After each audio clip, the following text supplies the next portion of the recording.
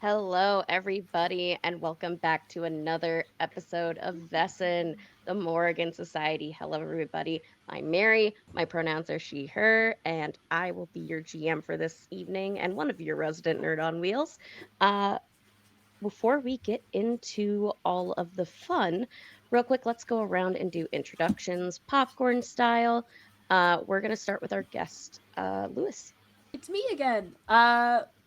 Lewis, pronouns he, him. I am playing Delilah Hall, pronouns she, her. She's ready to fight an otter thing, or not. And I will popcorn it over to Danny. Hey everybody, I'm Danny, and I'm here now as well. Danny, he, him, Danny R. Mendoza everywhere, playing Father Varela Segundo S.J., he, they. Super stoked for you all to get to meet them. And I'm going to popcorn it to Crimson. Hi everyone, Crimson Soul, he, him. Today I'm playing Violet Eklund, she, her, the vagabond, who is in a little bit of a pickle right now with their friend Delilah. We'll see how this one goes. And speaking of the pickle we're in, let's pass it over to Steve.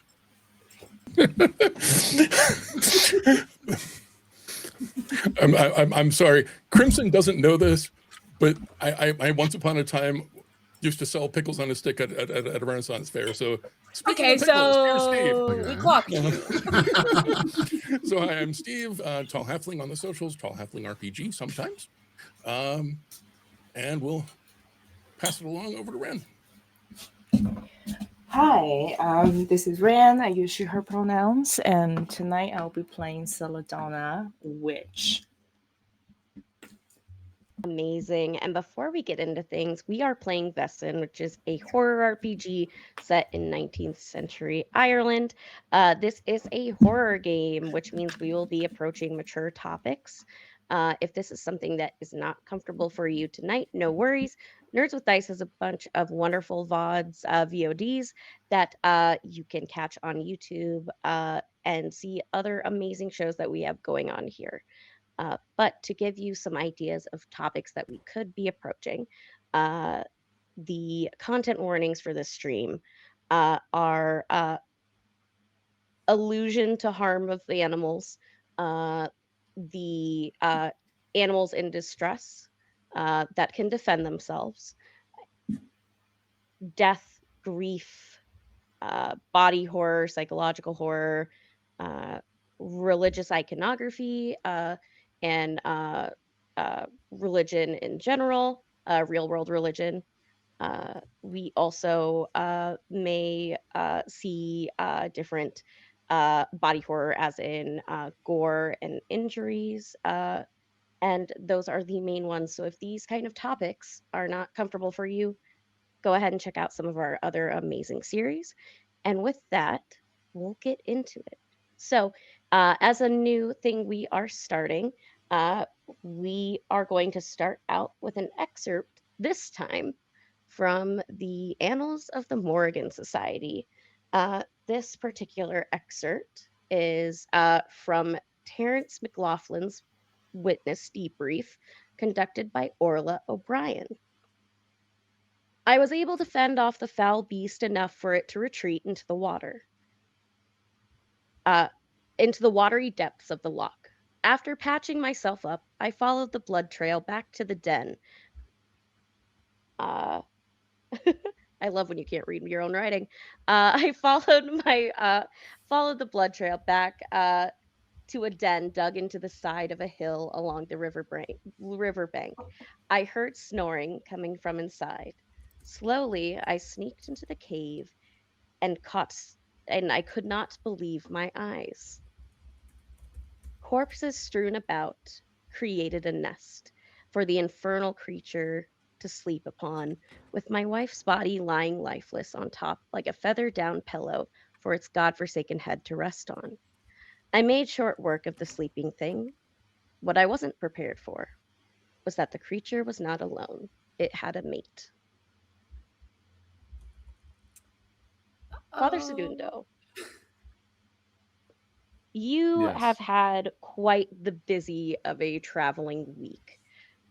You have just are on your way back to Galway, just arriving in town after spending time.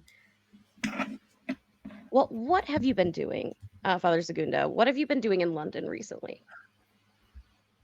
I have been talking, mostly. Feels like I never stop talking. And I've been talking as much and as quickly and as loudly and as quietly to the right people, to the wrong people, in front of people, behind people, upside down. I feel like I've been talking so that I can try to keep people looking at me and not looking at what we might be doing that they don't want us to do. And It you've been very busy, especially after the Council of Elders caught wind of a off the books job conducted by a few of the people here. It has been busy work as you were summoned to Rose House. While some find that to be a great honor, others, it can be quite the harrowing experience. Luckily for you, though, you have enough sway and enough pull that you are able to appease the elders to at least allow you some second chances, as it were. You've bought time, but you do know one thing: you are supposed to send someone back. okay. I have been turning around in my mind who and how I might do that, but trying to take things one step at a time. My priority is just to get back without undue notice and see if there is a way that we can figure out our next steps together. I don't feel like it's my decision to make alone. I don't like it there myself. I have issues with the society. It's been taxing to have to pretend. It's going to be relieving to be able to be around people I can be myself with. As the coach makes its way into Galway proper, into the town square, you are actually greeted with a surprising scene. You see in front of you a old comrade, Liam, is playing a fiddle and leading a group of jolly people through town. And you can hear the words of the song alluding to go back to your homes and have a good rest. Just over and over, as you feel with your sight, you can tell that there's some sort of charm magic going on, but that's not the most concerning scene. As you see behind them, another one of the local religious figures, the Mhm. Father Doyle, along with a few pretty strong men, are carrying in a heavily wounded man into the town square, kind of yelling for a doctor. Oof. I come on up to Father Doyle and the rest of the group, and I say, I am maybe the best that you have immediately available. How can I help? You see for yourself. Father Doyle explains that uh, the scene that had previously transpired in our third episode, a man staggering out of the woods, coated in Mhm. blood, uh, missing an arm, and just fell to the ground. You would know it to be a fisherman. You'd recognize them as Angus Moran, a crotchety old fellow. Not necessarily old by standards, but he's a very well-worn man from living on the sea. Very much is Angus, can not in you? good shape right now. Okay. Does he look conscious at all to be able to try to speak with him? Uh, he is unconscious. You can tell that he has lost a lot of blood. It is going to be very touch and go whether he can actually survive the injury.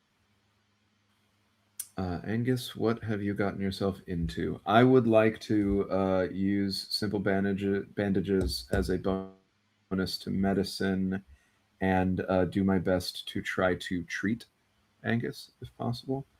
Um, what would that roll be overall? That would be medicine precision, is that right? Yep. Medicine precision, and Okay. then add those two numbers together plus whatever bonuses you get from items. And you're hoping for a 6. Or actually, this is a uh, let me double check. This is a critical injury, so you need 2 successes for this.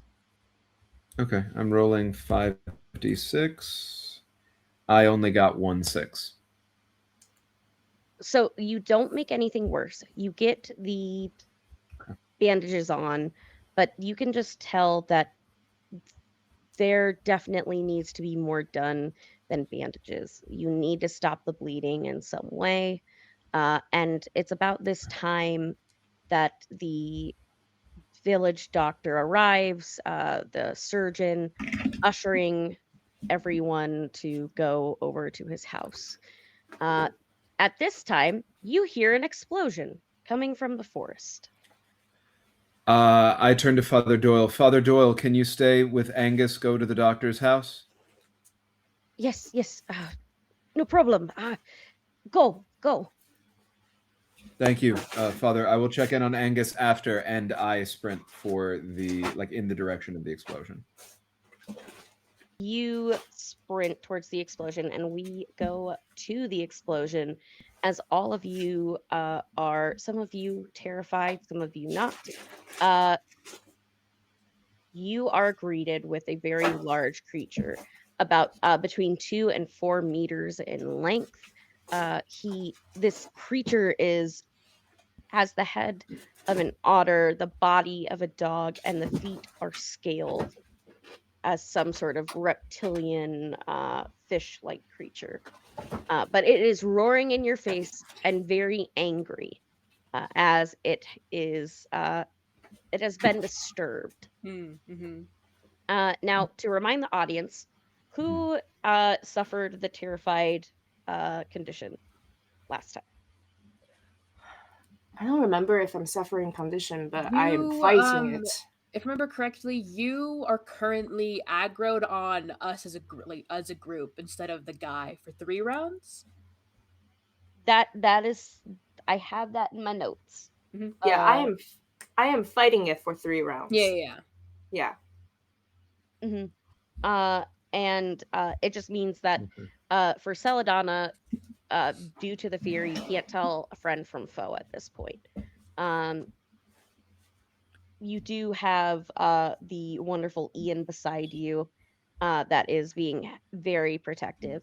For Mr. Williams, can you remind me how the fear has affected you? Frozen for 1 round. All right. So the way, yes.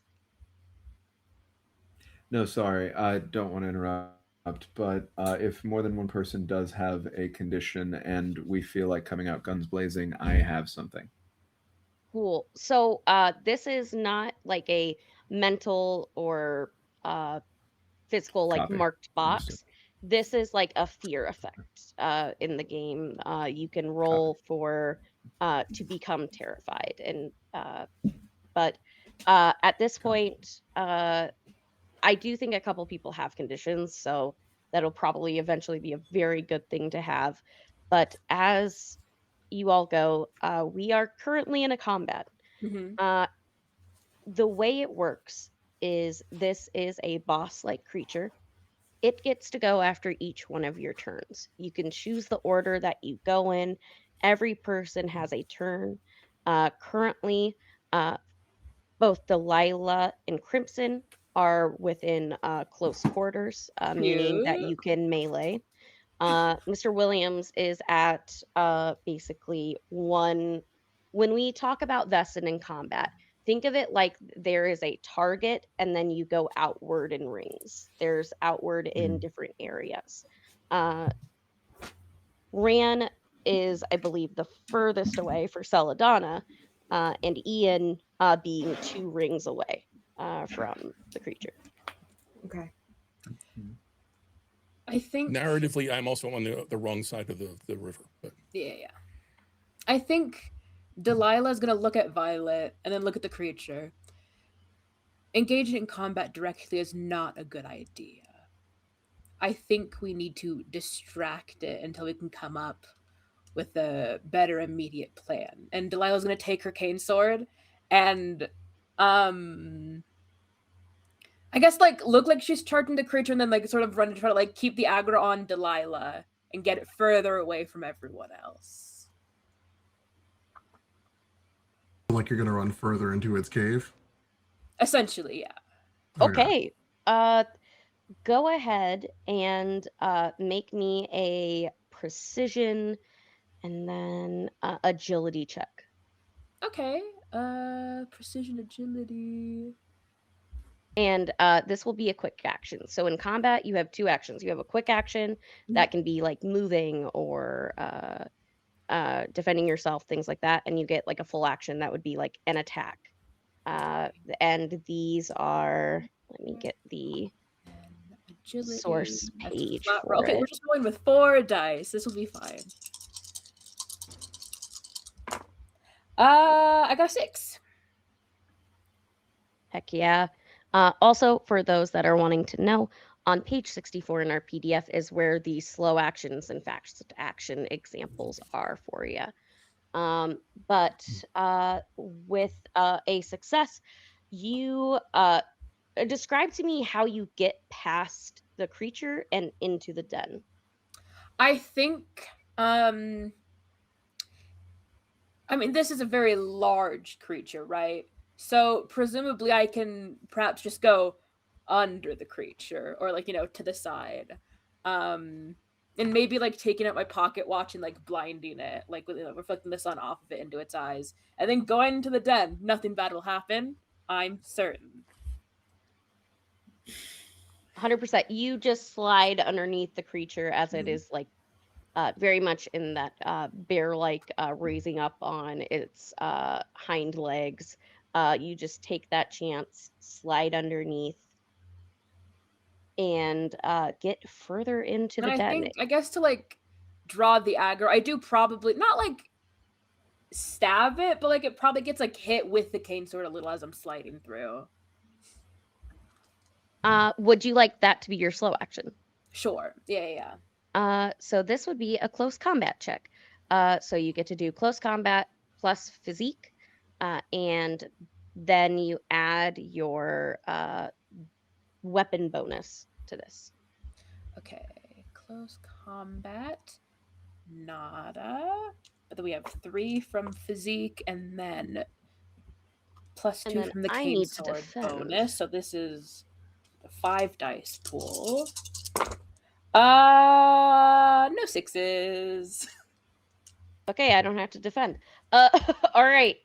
You try and slash, but you can tell that due to the creature's incredibly strong hide, it's very difficult for your sword to hit into it at the speed that you're going. Like you're going to need some extra muscle behind it to get through the Okay. hide. Cool.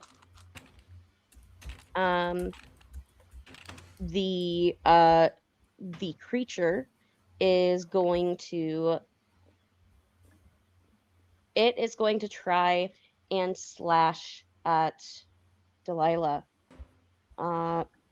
So I need to make a check for them. Going to roll some digital dice. He gets 8 dice to attack. Oh. Uh, Okay. You'll be fine. That's cool. It's okay. It's fine. Mm-hmm. So I will say this time, one thing to know about fast actions. Fast actions is how you can prepare to defend. It is what basically allows you to fully be able to raise your sword in time, because there are no like reactions, as it Yeah. were, in this game. Uh, Mm-hmm. if you would like, we can basically, because this is the first combat we've ever had, if you would like, you can keep that fast action I'll allow the attack to let you kind of basically, because you can move into their space further, if that's something that you would like, if you would like to be able to defend, or else it will just try and hit you. It's got 8 dice, it needs to get at least a 6. We all know how bad that can happen. It's entirely up to you, Delilah. Okay. Delilah's thrill seeking. So I think she will try to defend, thus engaging with, the horrible bear creature. Okay, so we'll rewind and say that you saved your fast action for the defense action to parry. Mhm. And then go ahead and you can choose how you do this. It for dodge, this is actually an agility roll. Or you can dodge with agility, or you can parry with close combat or force. So it depends on what kind of a check you would like to make. Well, it's all just kind Or of good. sorry, I said it wrong. So the way they classify it in the game, and I always forget this, parry is for melee attacks, dodge is for ranged. So Okay. you would have to parry, which means it's either close combat or force. That's just still gonna be a 3 dice pool either way. So 3 against 8, let's go. No 6s.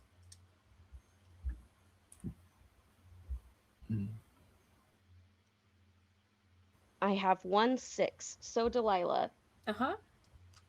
as you've kind of just you with your attack slid into the full den mouth, Mhm.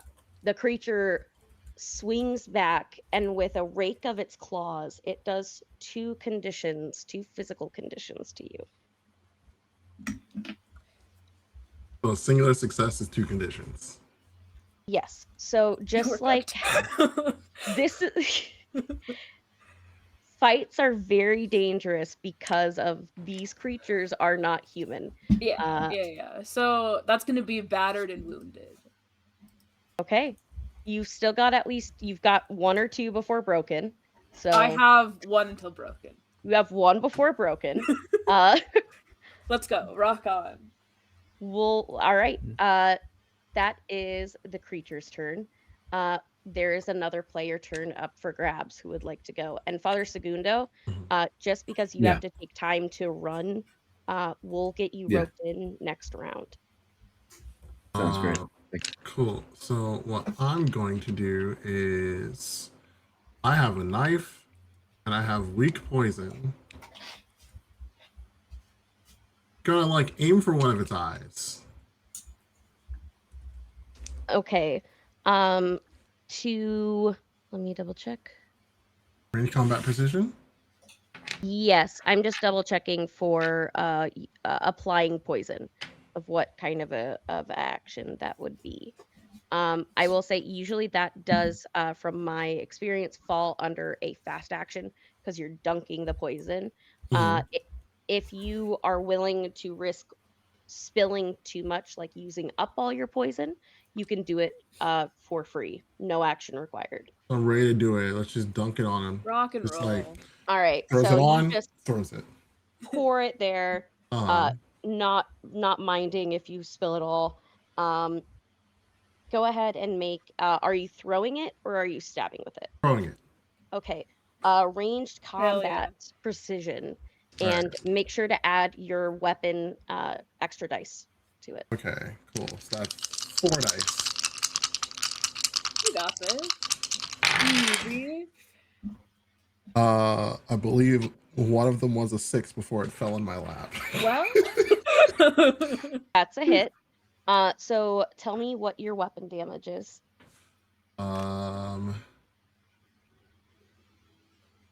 Knife is 1 damage. Okay, so it for sure takes that. And then we get to roll. What kind of poison is that? Weak poison is standard force to resist. Expendable. Yes. Is it the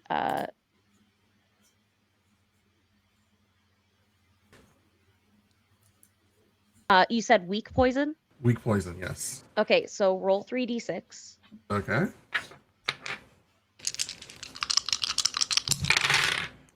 One success. All right. It needs to make a force check, which would fall under its physique. Let me make that check super quick. That is 8 dice.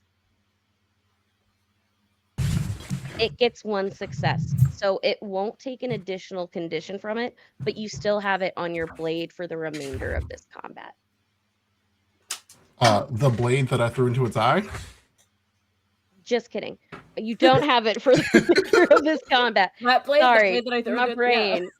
I Mhm. meant that the poison is on the blade, Cool. but it's fine. Mhm. Yes, throw it at its eye, hits it in the eye, it howls. It is going to yell, and it is going to do a loud howl. I'm going to make a check for it.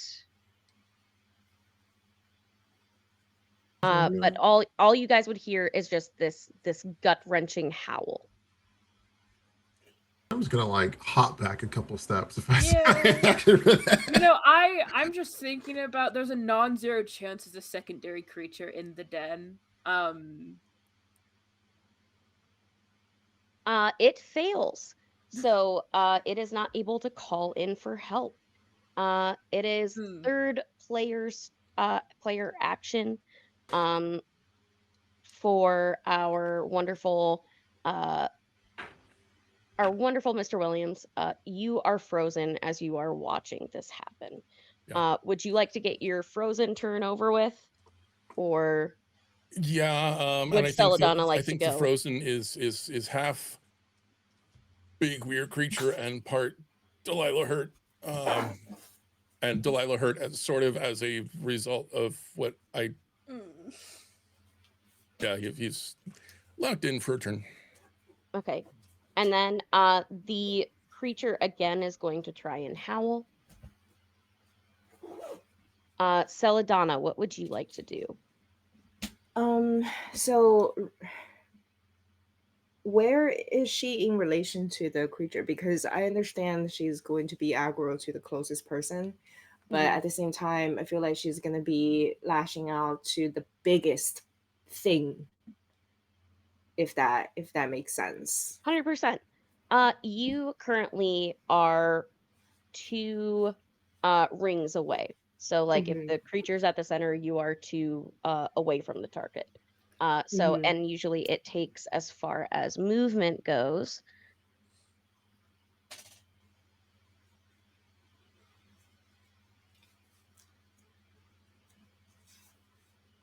you can move 1 ring for free. If you want to do more, that I believe does take a fast action. I feel like, and I don't know how magic works for the witch, but there's gonna be some poltergeist telekinesis thing going on with all of the ghosts who have possessed her. She, especially because there is currently a ghost in her necklace, so there's a lot of like um ghost residuals inside of her, and also like the part of her that has become part of the ghost and then went into the necklace. So I think there is just a lot of emotional baggage that she is kind of waving her hands and arms apart, and try to scatter as much debris as possible towards the biggest target in the space. You can absolutely do that. So, a little bit of what you're seeing in your fear right now, Mhm. Celadonna. It's almost as though the faces of those horrible poltergeists that you have run into are appearing on your companions. Hmm. Um, now, so just to be clear, what kind of attack are you trying to do?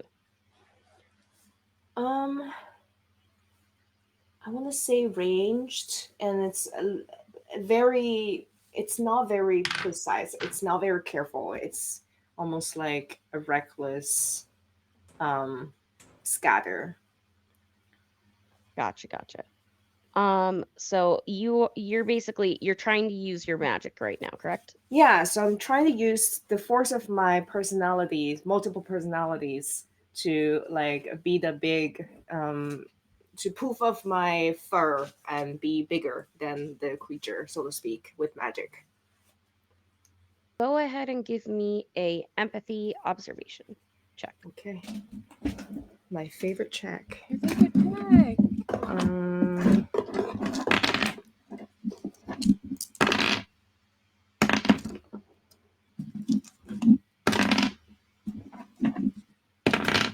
that is 2 6s. Okay, with two successes, you begin to have spirits swirl around you, basically causing within a radius of you that they will attack. So as you move, they will try and attack themselves, whatever is nearby. Um, that is your action. And any, are you saving your fast action to be able to dodge or parry? You know, I feel like she's just gonna close her eyes and run like hell. I'm not really sure if she manages. Can I like do a roll to see if she's lucky and run towards the inside ring or outside? So right now with your because you are terrified, it is kind of like the fight flight freeze. Yeah. So you kind of feel like you have to charge at Mm-hmm. Okay, enemies. great. Then yeah, she's just gonna run like hell and charge. Awesome. You are able to get to the next section. Uh, the creature begins to lick one of its wounds, and you see it slowly begin to heal. Uh, Oh. at this point, Father Segundo, you break through the forest to see the sight of what we described, this large otter-like creature. Mhm. Um, your companions in varying levels of distress. Mr. Williams, you are finally coming out of it where that feeling of that frozen can't move.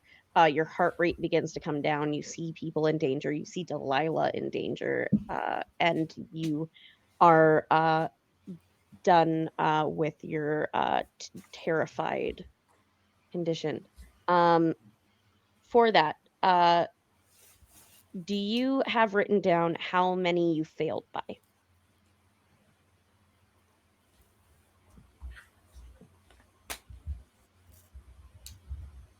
No, I don't. Okay. Um, I do not have that written down. So we're going to say go ahead and take one mental condition. Because the way fear works, however many you fail by is how many conditions you take. I think we may have done that last time because I have a mental condition checked and I can't figure out why else I would. That's probably it then. And appropriately enough, I'm frightened. No way. Amazing. Holy Mhm. shit. Perfect theme. But yes, you take that condition at the end of the moment of being terrified. Uh, that affects your mental checks, but you are in a physical fight right now. Uh, we are up for another player's turn. What would you guys like to do? How many conditions do we have across? Like, who has conditions right now? Like actual mental conditions, according to rules is written. I just have physical. Physical. Yeah, I wish I Yeah, could it's help with. I mean, Williams I and can it's get to you Saldana. and Williams and Celadonna, but Celadonna also I has a only mental have one. It's condition. fine. Okay, copy. I it sounds like the most useful thing I could probably do joining the fray right now is try to figure out why this thing is upset. So am I able to roll for that? Am I correct in understanding that I could try to assess the situation with empathy, roll observation and empathy, and understand, learn something more about what is upsetting this creature? 100% you can. Beautiful. Love that. Gonna do that. That is 8d6. All right. If I can get this to go. Somehow across those 8d6, I do not have a single 6. Would you like to push? Yeah, I'd love to push. Is that another 1d6? So for this one, you mark a mental condition and you can fully re-roll your dice. This is before they had the stress dice mechanic. Okay, copy that. Beautiful. Yes, I would love to do that. I would be happy to take a mental condition for this. I see all of my friends are in the middle of something that makes me think I really shouldn't go to London.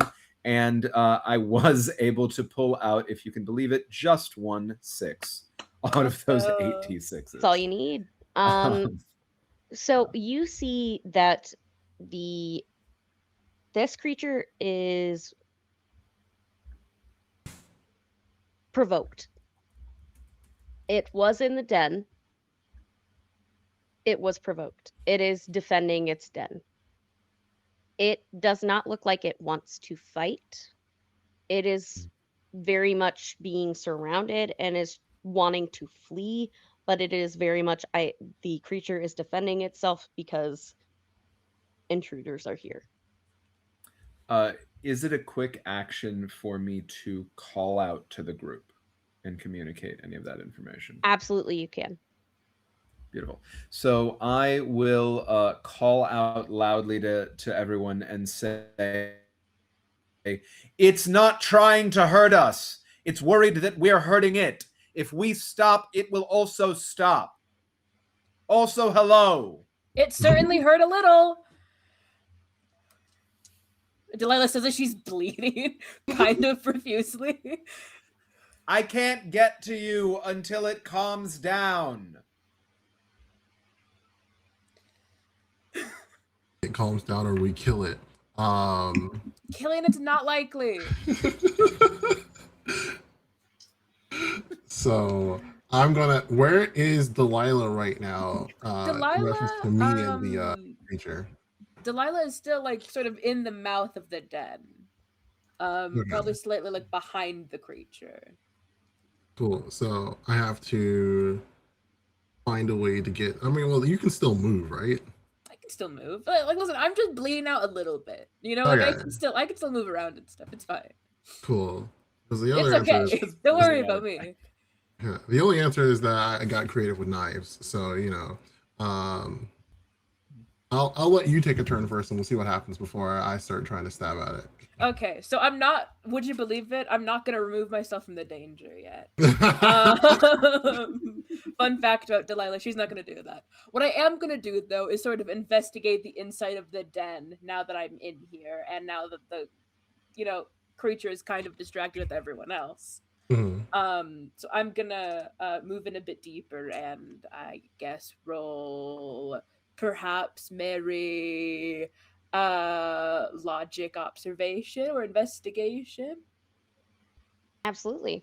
Go ahead and Would love it to be investigation. Yeah, you get investigation, absolutely. Awesome. Okay, so that's 1, 2, 3. That's 7 dice. Okay.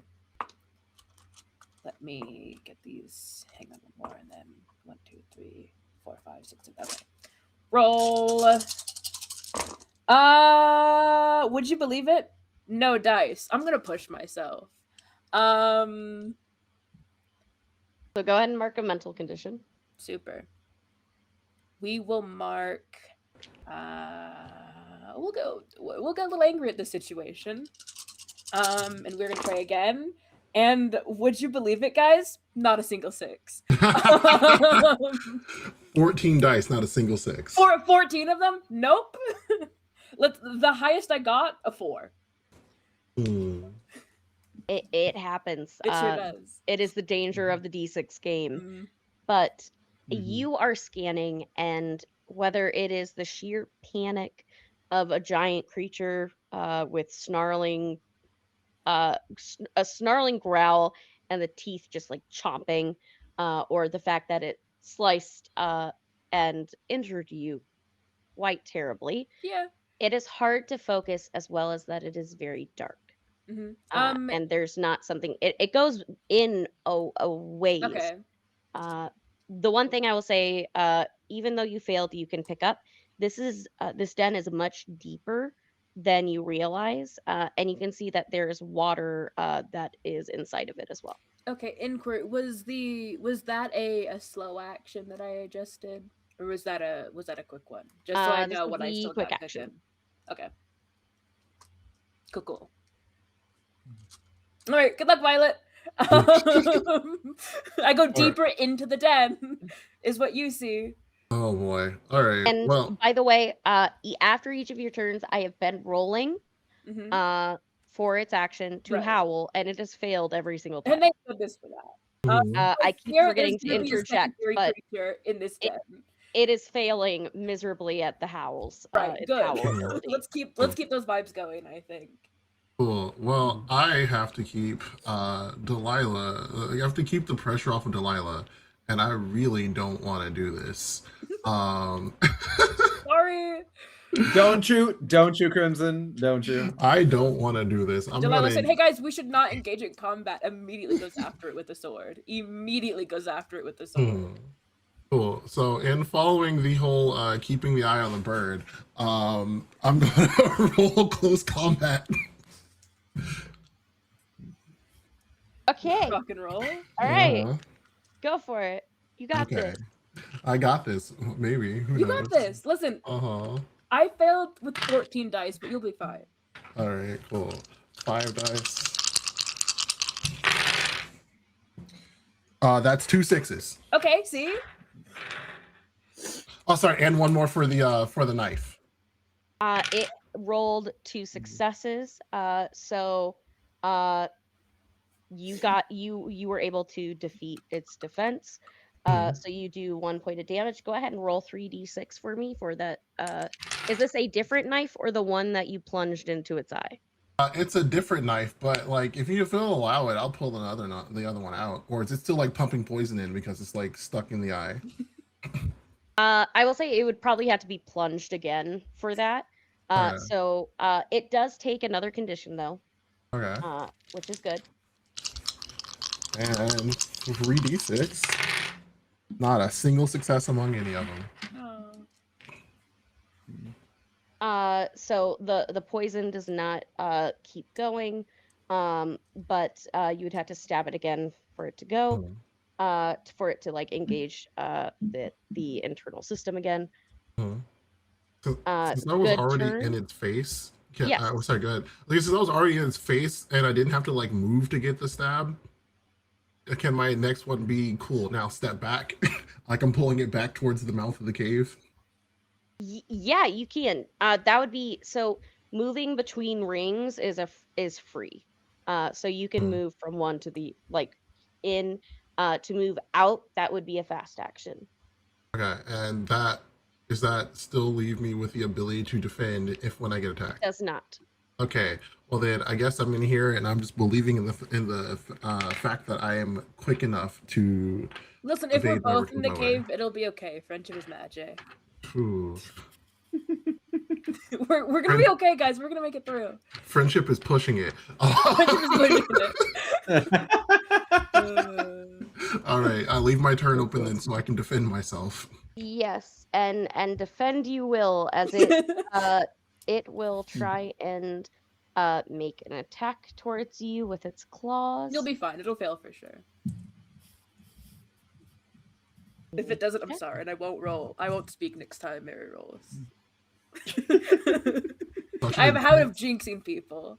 Such an intense jinx made upon me. All right, so go ahead and roll. This is either close combat or force for you, Delilah. It got 1 success, so you need at least 1 to be able to parry. Is it attacking me or? Or not Delilah? Sorry, my brain.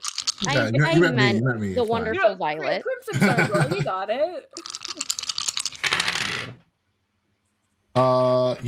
Hey, wouldn't you know it? Hey, I can't push that, can I? You cannot. This is one you cannot push. I'm so sorry.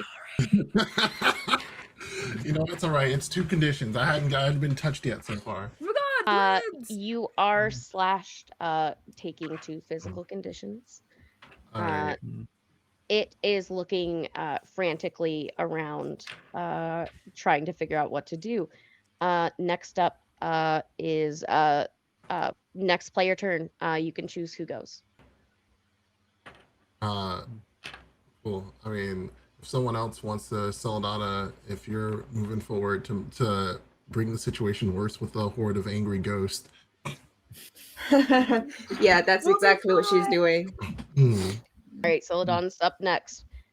So you this is your second round of the terrified, the fear condition taking over.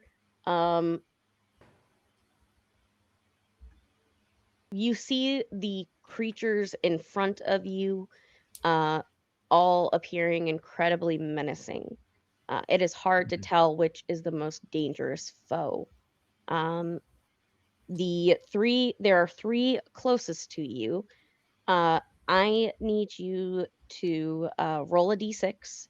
A 1 Okay. and a 2 will be Delilah. A 3 and a 4 will be Violet. A 5 and a 6 will be the creature. Okay.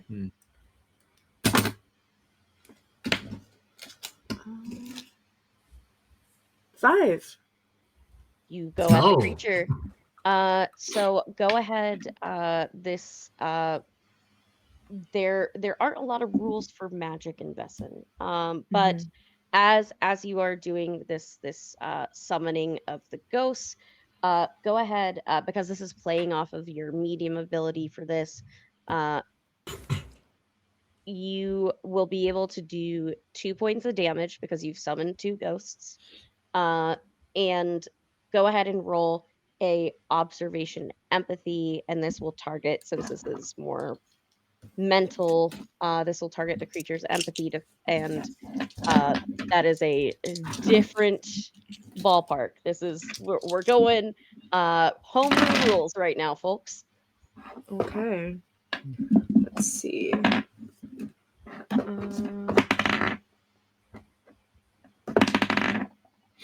Not a single 6. Can I push myself? You absolutely can push. Okay. You can take a mental. You'll take 1 mental condition for that. Okay.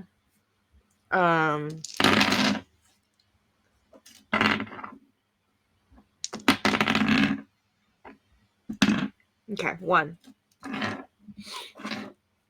Let me roll. This creature has a thing for mental effects. It has half of its normal defense. And it rolls no successes. You succeed. It is not able to defend itself. It takes 2 conditions. Okay. It's like, oh hey, it's Celadonna. Why did the ghost look so angry? So, It's like, oh. seeing as it is incredibly outnumbered, it is going to try and flee. This is normally what we would use for player characters. Again, we're doing homebrew today, folks. And so we will have the creature will try and flee. It is going to make a precision check, which for it is 8 dice. Let me get that queued up. And to roll, that's 2 successes. So unless you all are trying to block its path, it will try and dive into the water and swim away. You can try and impede by using a force check or another agility check to try and catch it. But it is right now trying to get away. My knife. Oh man. We'll get you Priorities. another knife. Yeah.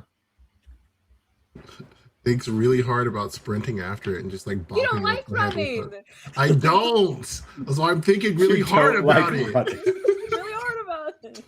Compelling Compelling argument. Yeah. It was just like, you know what? Fine. I'm not gonna bop it in the head with my walking stick and get my knife back.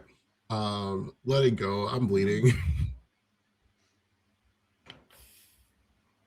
As the I take it you all are not going to impede it fleeing. I can leave. Yeah.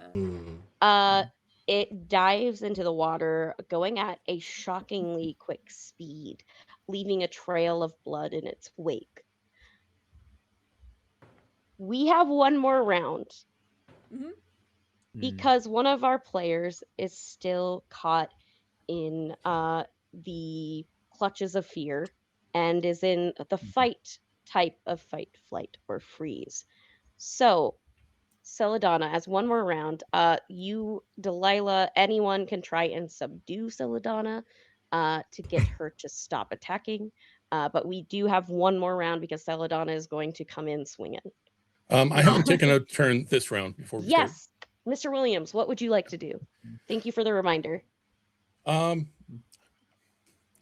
So Williams had an idea, and then two of his friends went ahead and clobbered this thing anyway. But Celadonna is still obviously not okay, and he still has his fiddle in his hand because that was the last thing he was doing before the dog came to get them.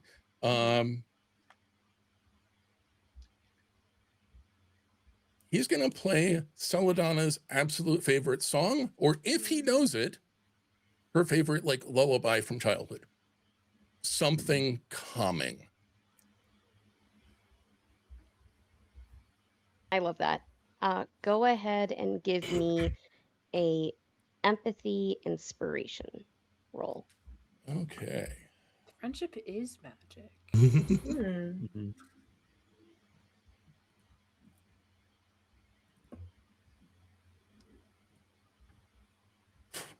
Okay, 1-6.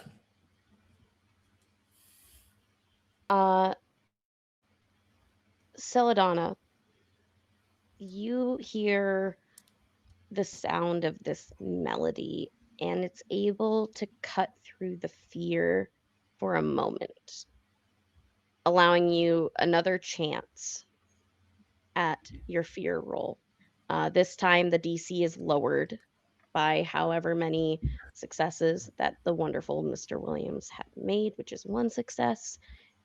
You just need one success to bypass the fear, and I will take Okay. away the round, or else you will still remain that feared effect for that round. But How go many? ahead. Yeah, how Uh, many die am I rolling?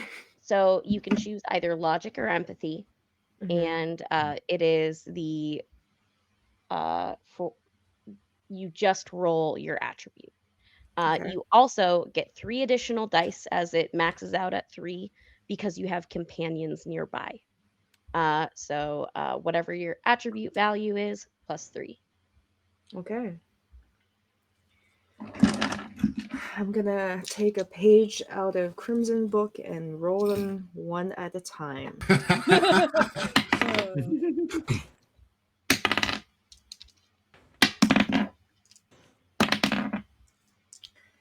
I started with a 5 and I've just been consistently going down. There's more dice. That's fine. Oh boy. Guys, I don't think it's fine. Nope. Not a single 6. I have a And secondary plan. You push yourself. Fear rolls you cannot push, unfortunately. Similar to defense. But the good news is because you can choose when you go, we can have it where Celadonna goes last if you guys would like to flee. Up to you. You have your own plans. But start of the 3rd round. This is Celadonna's last round of being terrified. Who would like to kick it off? Here's a question: does Ian have a turn? Ian would go on your turn. Cool. You can instruct him to do something basically to instruct is like a fast action. To change the command is another fast action. I'm going to, so my instruction that I would not be verbalizing, but Ian would get in hearing like Ian and a whistle would be to grab onto the back of Celadona's dress and to just start pulling her away from the combat. Uh, your wonderful Ian begins to grow in size. The shade of this Irish wolfhound changing, and I believe, correct me if I'm wrong, it was an Irish wolfhound. I don't want to say the wrong breed. It was not originally a wolfhound. It wasn't. Crap. He's an I Irish apologize. Irish setter, thank you. setter. This wonderful, beautiful Irish setter begins to morph and change. You see it shift from a beautiful red into an emerald green, beginning to glow. The eyes become almost glowing gems as it locks on to protect its master. And you see it just almost become twice as large as it was before. And the best way Ian knows how is to try and knock Celadonna to the ground. So, for Celadonna, can you make me this would be force v force. So go ahead and make me a force physique check versus Ian's check to try and grapple you. Okay. 1-6. Okay, let me roll for Ian. Oh, actually, no, it's 2 6s. 2 6s, okay. Yeah. Ian gets 6 dice for physique. I only have 3 die total for that. So Ian is in a stalemate with Celadonna currently. Oh my god. That's hilarious. You are able to kind of hold your ground, but Ian is on his back legs, like trying to knock you to the ground, grab you, and you're able to just fight that off. Violet, you still have a slow action. What would you like to do? You can move, you can do anything. See, because that was the nicer option between the two. The other option I had is like, what if I just whacked her in the head with my walking stick and she like passed out? And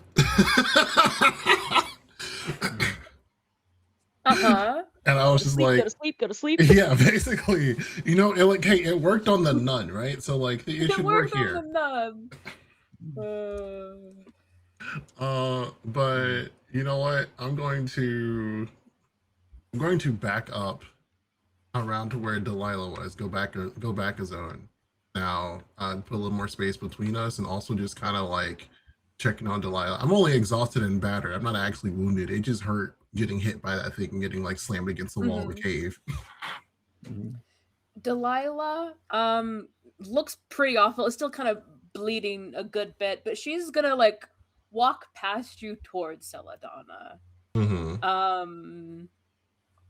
And this is not really necessarily something that Delilah does often. Delilah's not a people person, but back on a recent job they did when they were dealing with the Bennett curse, Delilah did help Celadonna out of a fear thing before.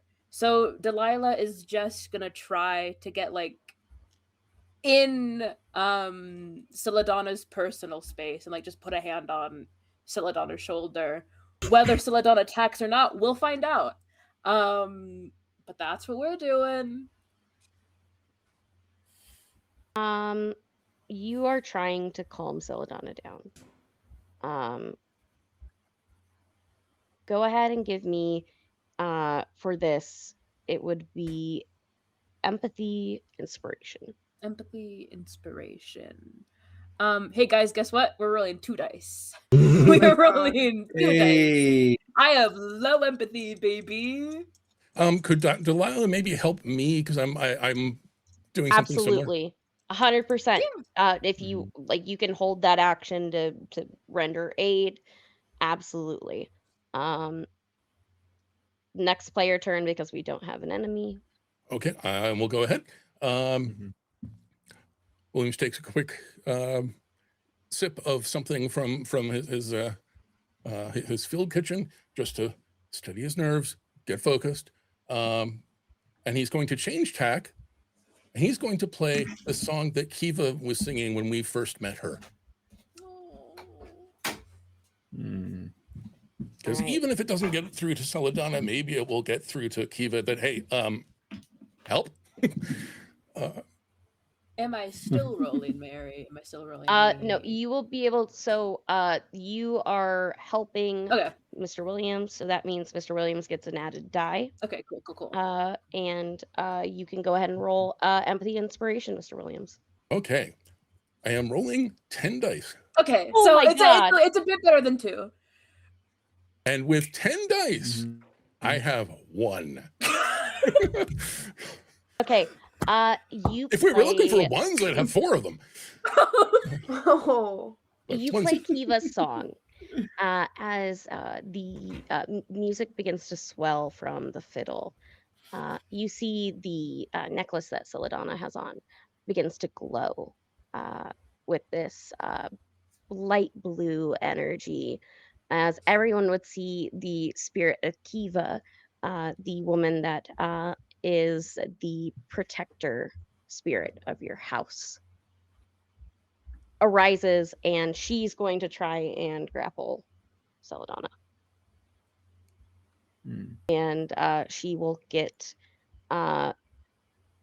because of your success, if she gets 1, it'll give her a bonus success. If All I right. were to push, would that give her any help? Save your push. Okay. I would say.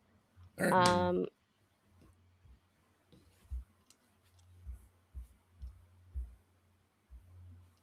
Just double checking.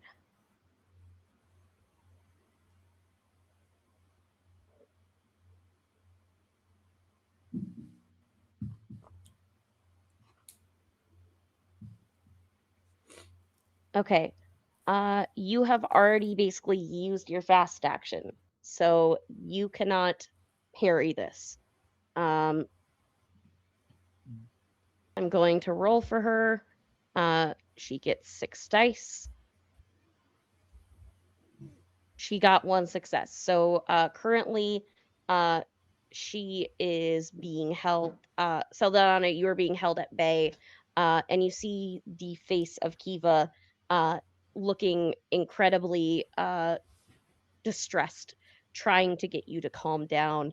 And at the end of the round, you eventually see your eyes begin to clear, and the ghosts that have been haunting you for your life turn into your friends.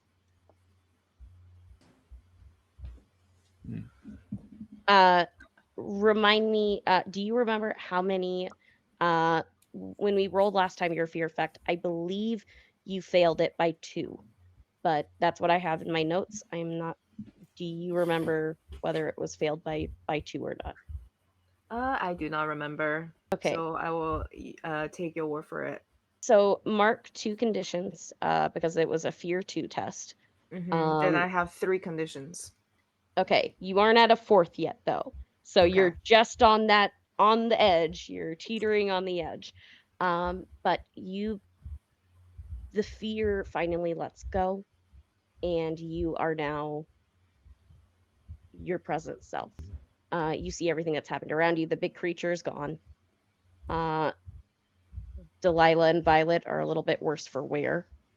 Probably need to be patched up soon. And Father Segundo is here. How many conditions does everybody have now? I know you have 3, Celadonna. Yeah. Mental conditions specifically. 0. I'm assuming all of mine are mental. Correct. Copy. There's like a very like one relieved for- Violet that's just like, oh thank God, and like puts the knife back in the sheath. Uh, the mental condition that I have that I took was angry. So I just look at all of you. I'm like, what are you doing? I can't leave for London for a short window. Mr. Williams, I expected more of you. How did we end up in this fight?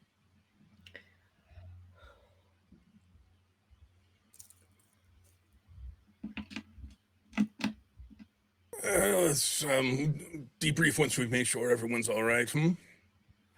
All right, that's fine. And I call over my horse and carriage that can fit us all, presumably. Mm-hmm. I'm like, let's just get back over.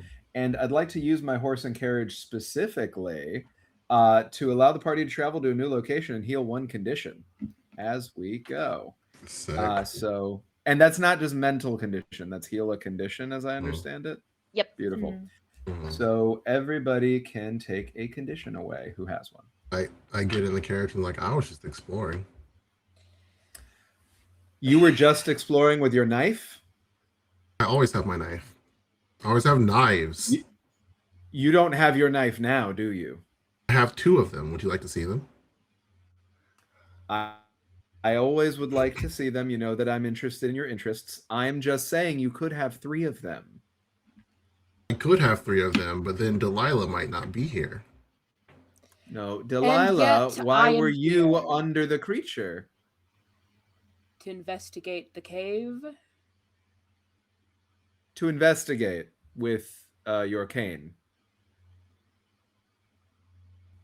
The cane was a precautionary measure, but the goal was investigating the cave. Now, I see not the point in arguing about what happened when you weren't here. That is fair. Did you see that Angus was hurt? On the way over here, I did Yes, some I work to stabilized try to his help. condition. But thank you for that. I should check on him later. But I suppose we can get back first. Celadonna, how are you? I don't know. I don't like losing myself like that. I know. When did you get here? Just now. I returned, Oh. I saw Angus, I saw an explosion, and I found all of you at the center of it. Delilah, was it your explosion or Violet, was it yours? Would It was you my believe? explosion. It was your explosion. Mhm. So you're saying that you were investigating via explosives now? I am multifaceted. I understand. We should talk when we get back, not about this, and I won't be giving you a hard time. Celadonna, if you'd like, when we return, I'm available to chat anytime you'd like. That'll be grand. Thanks. I don't know what's going on. I was just trying to show Kiva a good time, and there's blood and fur, whatever that is. We can figure it out when we're in better shape. Yeah. The creature that we encountered was afraid, I believe. Yes. The creature was attacked by us, and for what it's worth, I say with no judgment in my voice, it might be a good idea that the next time we come across a frightened creature like that, we approach with curiosity rather than fear of our own. Wouldn't you agree, Mr. Williams? I think Mr. Williams is a little bit occupied. As we're making our way along, he's continuing to play a little bit so that we can hopefully use some inspiration to clear some mental conditions. 1 success. So, yeah. For clearing conditions, for inspiration, you get to 3 conditions you can heal amongst yourselves. Those are mental, right? Mental. Yeah. Question, just recalling, when we saw this creature, it was eating the missing arm of our friend, right? Yes. So the thing I turned around to say to Father Segundo is, I was exploring because we saw a man whose arm was torn off and bleeding out in the middle of the woods. I followed a trail of blood to this creature with a bleeding arm in its mouth. While it might have been afraid, it is also a man-eater. Is that confirmed or is that coincidental? Did we see it actually consuming the arm, or was it simply We saw moving it the arm consume about? the And arm. is We it saw it capable consume of the getting arm. into the woods? Consuming the arm. Okay. Well, fair enough. Was it attempting to attack you when you came upon it? You know, kind of hard to say. Everything happened so fast. There was an explosion, and we immediately got into combat. Okay. Well, what's done is done. I'm glad you're all safe. I won't be leaving again for some time, so hopefully I can do my part to help. I'm sorry I wasn't here for that. I mean, personally, I think we could have taken it. Violet. But why? No, we could not. But why? I mean, like, maybe you couldn't have, but Okay, like... so I am going to speak with you with logic here right now, because I know that you're intelligent. Mm-hmm. It is not often a wise decision to fight Vaesen physically. It is easier to deal with them if you outsmart them, reason with them, or something else. Mm. And while Combat uh-huh. was a poor choice. And Delilah like gestures to like, you know, the still actively like bleeding out from her torso. I think like, you know, like slashes across. Mm-hmm. So let's perhaps not try to fight it next time we come across it. Father Segundo is right. Is like looking at you and thinking, there's no way that you wouldn't do it again, though, given the right So the circumstances. like, listen, Delilah is a little bit like, you know that Delilah is lying about the explosion being her fault. Mm-hmm. Yeah, absolutely, a little bit lying through her teeth. Yeah, so it's just like, yeah, it was the bad choice. We shouldn't do that again. We shouldn't do that again. Yeah, is looking at you. I will like, say, okay. I will say with my 8 dice that would come through for observation empathy, do I need to roll to know that this is bullshit? By rolling a or... deception thing, I could be so silly. I mean, if you wish to do that, you absolutely can. Okay, so deception, that would be Manipulation, empathy manipulation. Oh, that's 3 dice. Versus empathy observation. Okay. which I will remind you is 8 dice. Right. Yeah. Listen, you can Luckily, fail. I rolled 10 for and had me, 1 success. I am operating 100% That is above 2 board. sixes. That is 2 sixes. Let's go. So I also rolled 2 6s. What happens? It's a bit of a stalemate, I will say. Okay. You are able to glean surface that there. I will allow Delilah to tell how much. I think what it is like Delilah thinks that you are right and it is a wise decision to not engage in combat, but you do also know that Delilah is often thrill seeking and is very curious and would not leave it alone. Would not leave I look between like uninvestigated. I look between Delilah and Violet and I think to myself, gotta separate these two. But you know very specifically that Violet is like a shrewd person who likes to like stay in the background and not be seen. But you know that when the situation comes up for Violet, threats are eliminated. Indeed. I repeat, in my mind, did not say this out loud. He's got to be separated. Got to put them on separate. They can't sit next to each other in class. They're going to pass notes the whole time. Father, my friend. Mm-hmm. Yes, could I perhaps interrupt your browbeating of our colleagues just long enough that perhaps you who have the bandages could take care of the physical ailment in front of you that's bleeding all over your carriage? They'll be fine till absolutely. I'm just You did exhausted. notice, didn't you? Above table. It's like, Yeah. above table did not know if you cleared that already. Did you have more than one? Did you have more than one condition, I Delilah? Yeah, so I with the card I cleared my anger. I have 2 physical conditions. Two I am physicals. I battered got you. and Yeah, wounded. happy to do it. I'm just Thank you very exhausted. much. You're just exhausted. Yeah. I don't know if I can help you nap now, although you're No, welcome to nap. no, that's all right. I can only I'll nap. nap on I have my knuckle own. dusters. You know, I You're like, I'm capable of napping, Father Segundo. Yeah. Williams Yeah, I tries think so very hard to resist making a crack about Father Segundo's homilies, which are very good at that. Now we'll just leave. uh, Mr. Williams, I will bandage up Delilah if you will regale us with another song I could join in on. Celadonna, do you have anything you'd like to hear? No. Surprise me. All By right. the way, Celadonna, you cleared. I believe you had 3 mental conditions. You clear all 3. Thank you. Okay, so for what I'm doing, do I roll medicine precision again with the bandages? Medicine precision plus bandages. Cool beans. Let's go. If my thing will respond. Okay. That is 2 6s. Awesome.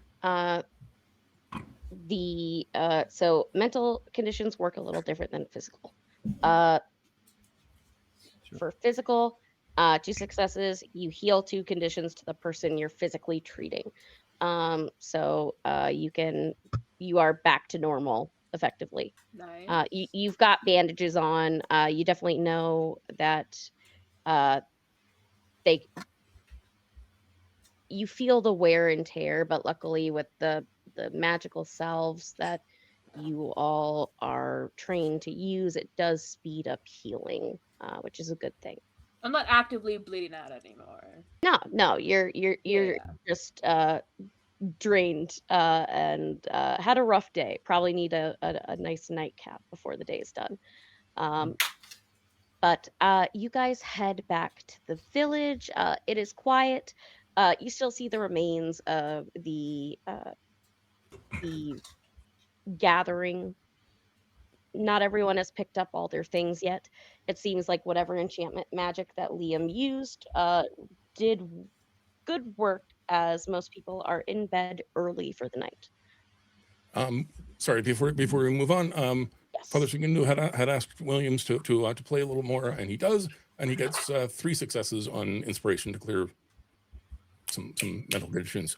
So I think all of us ours are 9 gone, conditions unless worth, you'd like so to say that he's still playing when we get back to the square, and the additional successes go to some of the villagers.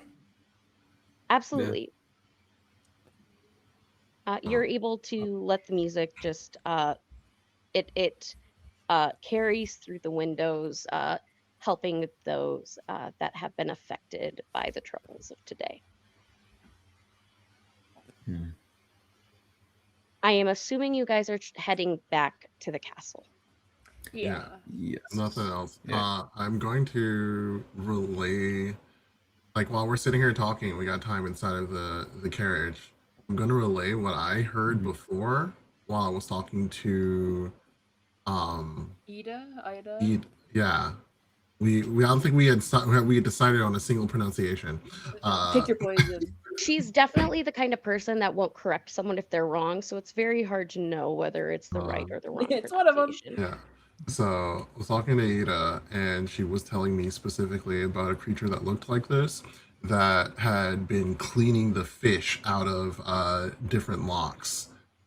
Several fishermen tried their hardest to chase it away, and I don't think they were successful in doing it. Okay. Theorizing here. I mean, my theories are usually correct, but if it was frightened, it's probably guarding something in the den. My guess is a mate of sorts, perhaps a pregnant one, and it's defending its mate and pups, cubs, whatever you call the child version of this creature. Problems. Sure. Mm, most children are Not problems. problems. Children. Simply children. Children are I do mostly think that sounds credible. same thing. But uh, yes, continue. I did not realize that the two of you were still children. The I am. I'm not going to dignify that with another argument. That's okay. I can argue all on my own. Mm, I do think you were right. Most likely, it sounds like a credible Probably. lead that we could follow up on. Do we know where we might want to look next to see where this creature might be I mean, if we finding follow more this sustenance? dream, we might find when I think our best course of action in dealing with this is not fighting it, Violet. It is relocating it to a less populated by people place. We That do have is quite a sensible. large selection of books and references, and above table a brand new occult library, with which we might be able to learn more about the creature. Now we know what it looks like. You also Mr. still have the Williams, journal. Sorry, Mr. Williams, I you didn't catch have that last. been busy. Oh, she mentioned we have Sorry, a Mary, I journal. didn't catch that last. No worries. We have the journal that you all were able to take with you from the time loop hallway. Yes, the So, time of hallway.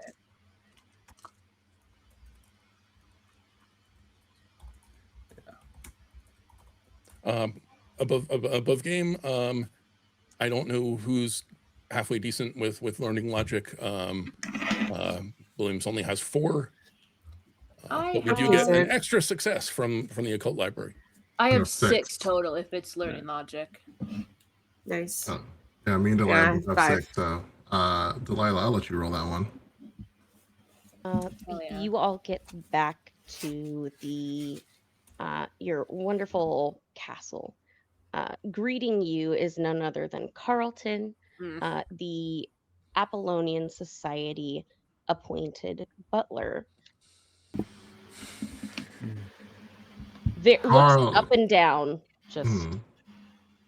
silently, but very judgingly as I you think have muddy shoes and such. Delilah gets out of the cart. I think she probably. I mean, realistically, I think Williams probably gave Delilah her jacket since her clothes are torn and horrible. Delilah just like tosses the bloodied shirt like towards Carlton and goes into the castle towards the library.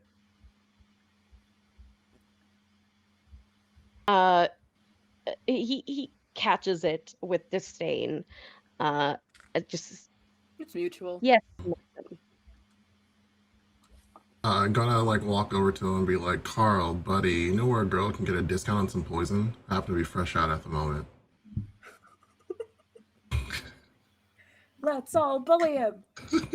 I don't necessarily know, but should you need to make a request to Rose House, I'm sure that they can aid you with whatever you need. We'll see. And then walks inside.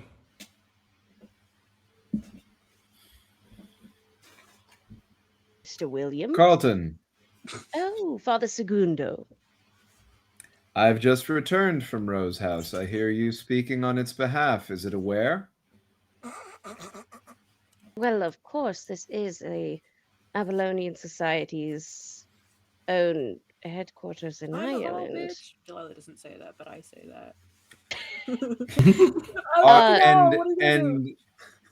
And you are formally empowered to speak on behalf of the Apollonian Society with authority in that matter. Well, I could not speak on the authority. I'm simply a butler assigned to help you with your needs in controlling the Funny unruly that. Vaesen in the area.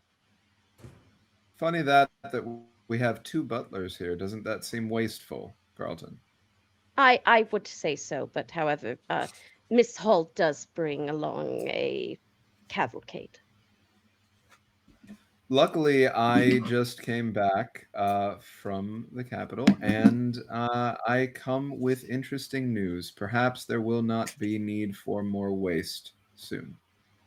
Oh, well, I look forward to hearing from Rose House. As I have returned from Rose House, you will hear from me. Go ahead and give me a manipulation check, Father Oh. Segundo. I got you. I got you. Here's the great news. Manipulation, also 8d6. Let's go! Here we go. If I can get my thing going. All right, 8d6. Big money, big money. Oh, 4 6s. Suck it, Four of Carlton! them. Oh! Fuck Carlton you. can't even like make that. He can't. There's not enough dice. And there's no exploding dice in this game, so it's Beautiful. just you see him kind of cower, and like just the neck that he does have begins to recede, as he just says, "Of course, sir. I do let me know we do have a room prepared for you, and I will be cleaning this," as he holds the bloody shirt. torn shirt and just looks down at the muddy floor, and takes a sigh, and then he'll just look at Williams and say, "Major Domo, am I allowed to go and do this?" You may carry on. And he will You'll get it grumble, right one of these days. the stop mid-walk, and then just continues walking. Beautiful. Good job, everyone. That was collaborative. Love that. Before we move on, I do take a moment Yes. to point out to the good father. For the record, we do not have 2 butlers. We have 1, and one is generous a half. Absolutely, and perhaps we shall have occasion to shed that excess half shortly. I look forward to your news. As you all begin to like de-stress from the day that you have had, change into some unmuddied clothes, and prepare for a night of research, we are going to go ahead and take our break. We'll be back in about 10 minutes, and we will see the conclusion of this wonderful mystery, and we'll reveal the name of the creature. We'll see you in a little bit, guys.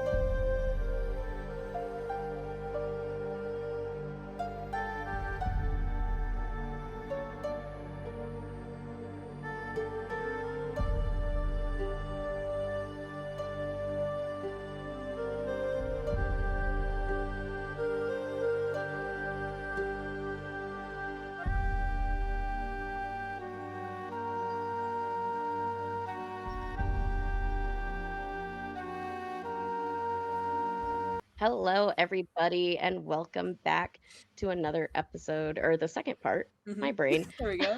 of Vaesen. Look, it's been a long day, You're but okay. we're gonna get through it. Uh, we are back. It is a little later in the evening. You've had some time to relax after a stressful day and do some research. So those that are in the research Mm. group, I believe that was Delilah and Violet, I think. Uh, Mhm. Go ahead and give me learning logic rolls. Happily. And you One, also, two, three, because you four. have the occult library, Mhm. you also get a bonus there, if I remember Okay. correctly. Nice. So this is 1, 2, 3, 4, 5, 6, 7 dice.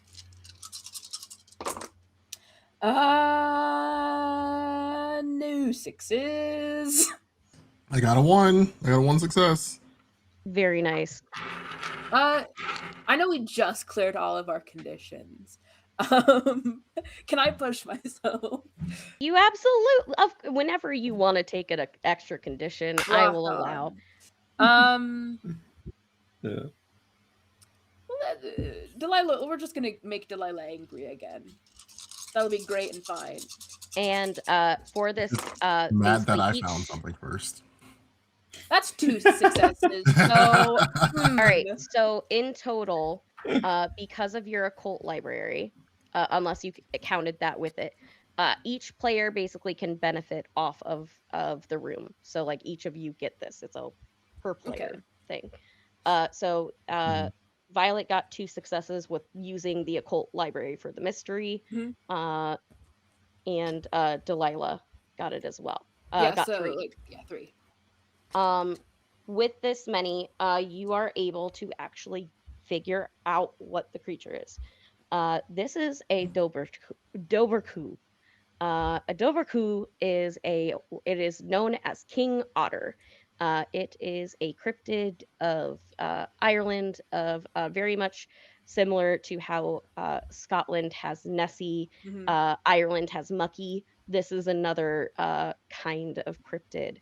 Uh, Very much one of what you find, what we've been reading at the beginning of these last 2 episodes. You find the journal, one of the many journals of William Stuckley's accounts in Ireland.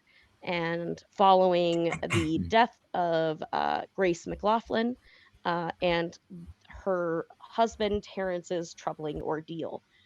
Where it's interesting is there is a bit of a difference in the account that you have from the Morrigan Society library and the account that you have Mhm. from the actual library that is uh, Apollonian Society. Uh, Morgan Society has more of it where it seems as though there was a nest involved. The Apollonian Society has it where the person was killed at the riverbank. Um, a very gruesome nest, but it was a nest.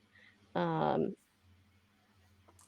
you also understand that this is a creature that is known by nicknamed by William Stuckley as the Ireland's own crocodile. Uh, they can be incredibly dangerous if threatened. For the most part, they don't mess with you, or you don't mess with it. They don't mess with you. So whatever caused the injury of the fisherman, it might be good to go and check on Angus later tomorrow. Should Angus still be with the living? But luckily, you also have a medium. Should he unfortunately fall into the realm of the deceased? Mhm. Um, Other things you would know about the Dover coup: uh, incredibly agile in water. Probably one of the benefits that you all had is that the creature was not in the water. Once they're in the water, they try to grapple and drown. Uh, they are incredibly agile and can swim double the normal swim speed of most creatures that size. Incredibly strong. But as William Stuckley writes it, and this is where you get another di- divergence between the books by William Stuckley and by Orla O'Brien. Um, Stuckley says that they are not very intelligent creatures, that they more are animalistic and should be uh, dealt with as such. Uh, Orla, however, writes that these are incredibly protective creatures, that should you get them on your side, they will protect your land, but you need to get them on your side first. Usually, there is some need of why they reach out to the people around them. If that need is not met, that is when violence occurs. Hmm.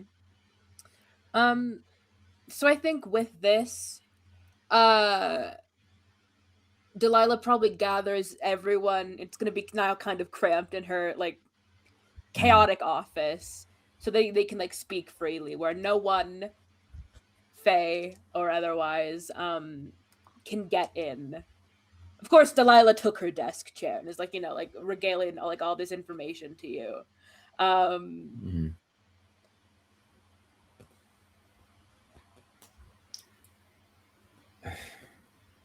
So Angus angered the creature by threatening its young. That's our working theory. that's her working theory, yes. Or Angus saw it stealing fish, but like, if we view this as an animal, Hmm. that's not sort of outside of the realm of what animals do. So I do imagine it is, Yes. again, more likely it was defending its young. That strikes me as credible. Angus is a fool. I will be happy to speak with him to get more information if he is available to be spoken with. Um, I will drop by in the morning. Thank you for finding that. It's incredibly good work. What information that you haven't already said did you get from London? I The information that's most important to share with you all in the privacy of this room is that one of us needs to go back. One of us needs to do unto them as they are doing unto us. Carlton out there is a spy, very clearly. Hawkins trained personally. Mm. We do need to rid ourselves of that traveling ear. And in so doing, we should send an ear of our own.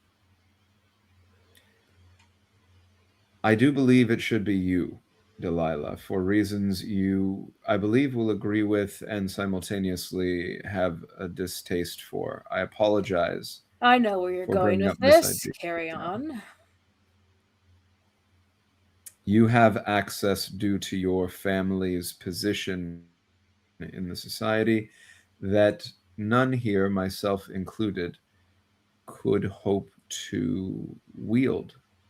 With you placed there, you could get to the very heart of the Apollonian society, watch for what they know about what we are truly doing here, and send them in the wrong direction. Send us warnings, provide us with information, and my recommendation to do two things at once is that instead of Mr. Williams here, Major Domo of the house now, congratulations on that, going with you, that we send Carlton.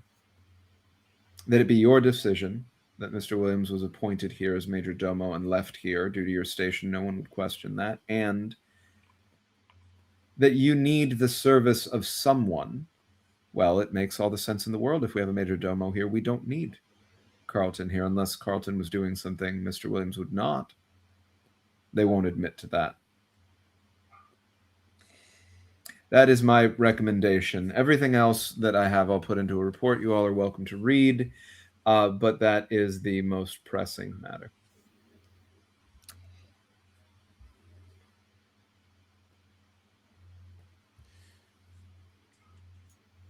I'm sure this has nothing with the decision to make sure that we don't fight this thing again. This is a little bit higher level. I do believe that this thing will be resolved before, I hope, Delilah needs to leave. I believe Delilah has agreed that fighting it is not in our best interest. Yes, and your plan here, it has merit. Arguably, I am the best choice. And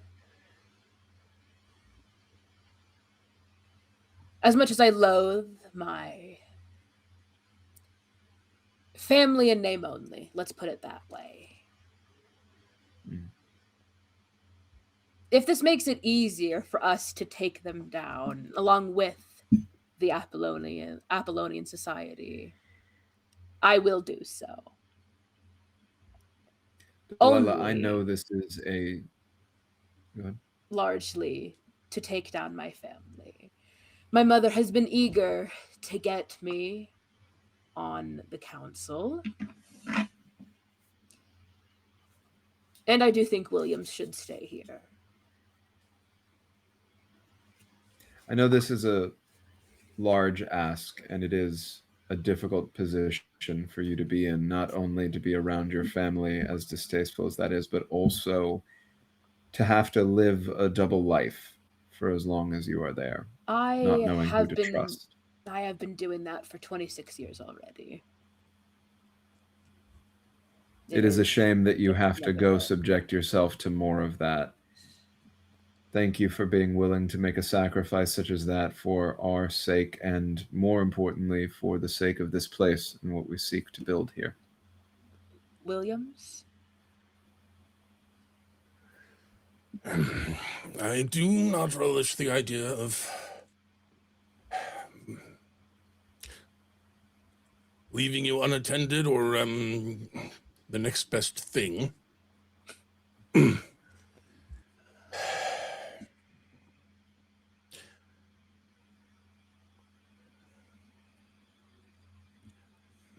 The irony is that Carlton believes that the two of us are interchangeable. I do not. But for that precise reason, he would go along with us. I haven't needed a butler for some time now. Of course not.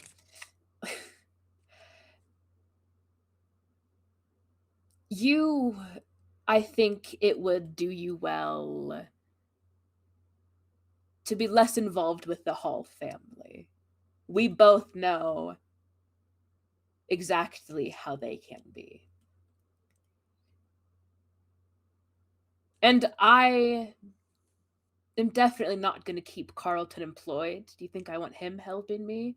That is far worse than, I think, a great many things. I can make easily a condition of me being part of the council is getting rid of Carlton. That's the non-issue.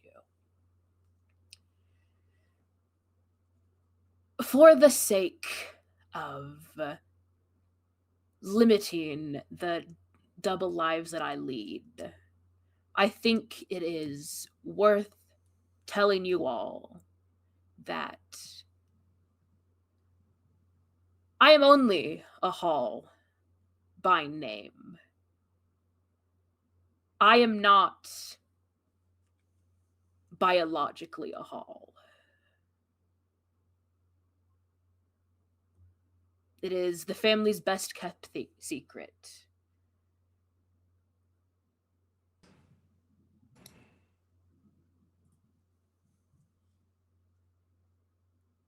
So you were adopted then?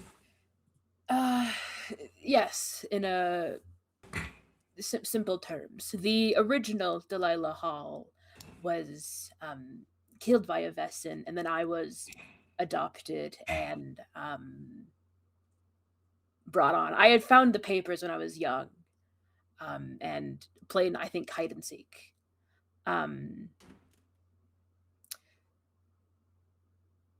So taking down the Hall family has always been something high on my list of priorities. And Delilah's gonna take out her watch. She's gonna take something out of the watch first and like put it in her pocket before she slides the watch on the table. Mr. Williams, you've seen Delilah check this pocket watch often. Inside of it is a looks like a husband and a wife holding a small child. Engraved in it on the other side is the name Sharp, the sharp with an E on the end.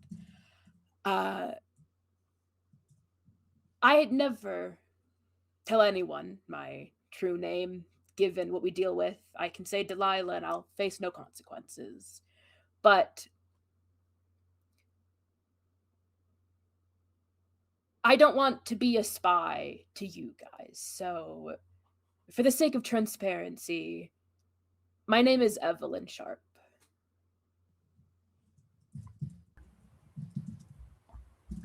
Thank you, Evelyn, for trusting us with that.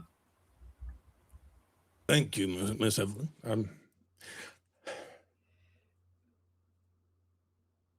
I must inform you, however, that it is not the best kept secret in the Hall family. One upping me, are you? Well, you have not always been Miss Delilah. Yeah.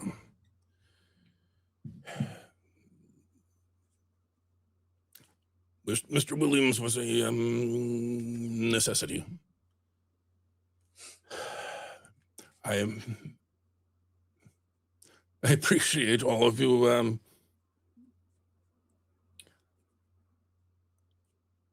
looking the other way about my newfound talent. It's not quite so newfound as all that. I should have learned. I thought I had.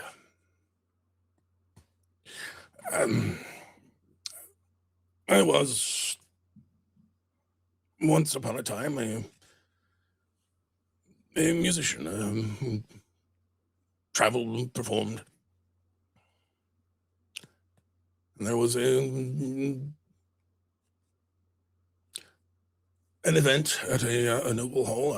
I would call it a ball, but that would be overstating. And I was playing. I had no idea there were any such thing as Vaesen back then. I had no idea how to identify one. And so when someone stood up and made me a challenge, I was a rash young man. I said yes.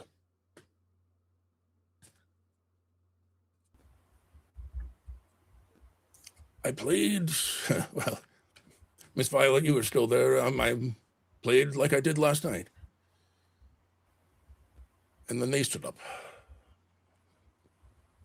And they started to play. People started to clap and stamp and dance and dance and dance. I was the only one who left that hall alive. So I know how easy it is to misconstrue situations between ourselves and our unusual neighbors.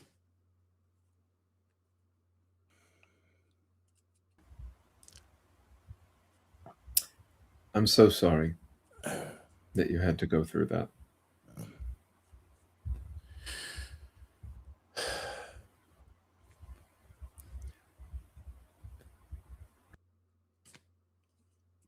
I have allowed you to believe, Miss Delilah, that your father sent me to keep an eye on you. You are not the only one who cannot go home. I did not have instructions. I did not have permission. But I did want you safe. If this is how we keep you safe, I do not like it, but Someone must keep an eye on these people in your absence. If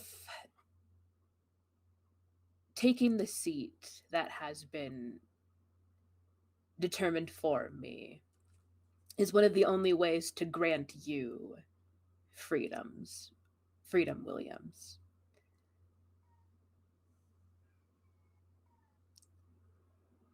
I will take it. You did raise me far more than my parents did. So,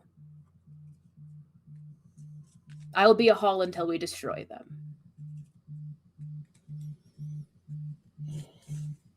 And do not worry, you do not need to grant me freedom. This is me being free.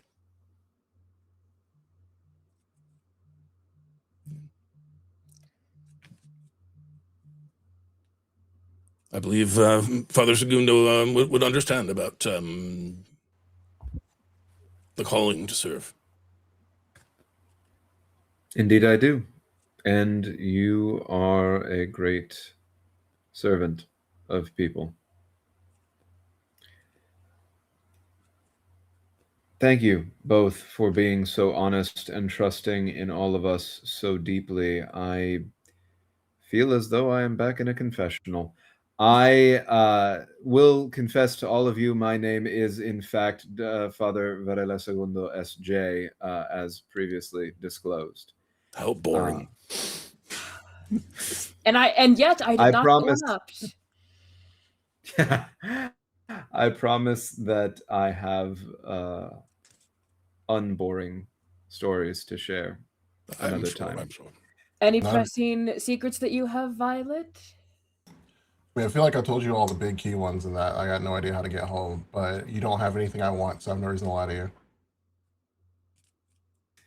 If I did have something you want, you would lie to me, but because I don't have something you want, you will not lie to me. I mean, like... Makes sense. Yeah, it kind of depends situationally, like on how bad I want it versus how much I'm willing to kind of just disappear. But you know, that's a pretty big like risk to reward ratio right now. I feel like we're kind of already past the point to where that You would make couldn't get sense. past me anyways. I could try. You didn't earlier. I mean, I wasn't trying. All right. I'm gonna miss this. I'm gonna miss this a lot. It's a shame I missed so much of it so far. We actually got along quite well earlier. Yeah. Yeah. It's just my return that has led to more of. I am capable of civility. Okay, competitiveness is what I see here. Just a well, because healthy sense of. I know that Violet couldn't sneak past me. I see. Okay. And you just couldn't stand the slander. Yes, you're just explaining the general fact that I am saying, yes. Violet's not going to say anything. She's just going to look over at you, Father Segundo. If I may. Yeah. If I may. Miss Violet, you say that you cannot go home. Miss Delilah, you say you cannot go home. I cannot go home either. It's going to reach into a pocket, pull out a small bundle while we were in town.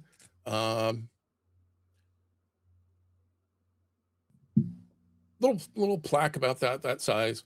As kitschy can possibly be. That just says "Home Sweet Home." Oh, that is beautiful, Mr. Williams. I second it. I am home. This home is our home, even when you leave, Delilah. It is a home we are building away from the Apollonian Society's strictures and norms and controls. It is a home for the people who live here, who are kind enough to allow us to make a home for ourselves among them. Speaking of which, I will be going to see Angus in the morning. There are presumably other frightened people. Mr. Williams, Violet, uh, Delilah as well. If you'd like to join me in service to this community, I would take the assistance gladly. Sure thing. I have to pack and Delilah gestures to the very crowded and like chaotic office that she has. But if I find the time, I might meet you there. But I will be. It took several days to get this to the functioning ecosystem that it is. That's so funny. I I think under- a brownie that would help you. Would actually love to If help you with that. okay, so first of all, Trinket cannot enter this room. I have warded it against Faye.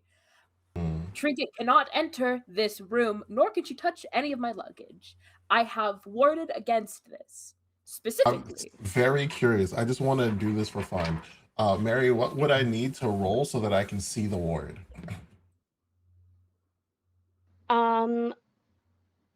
This would be, oh goodness. It would be logic vigilance, Logic because you're trying to vigilance. see something that is hidden. All right, cool. I was hoping it'd be observation empathy, but that's 6 one way or the other. And you know what? I want to go one by one. I don't know where you're going with this, and I have concern. 1-6. I love this.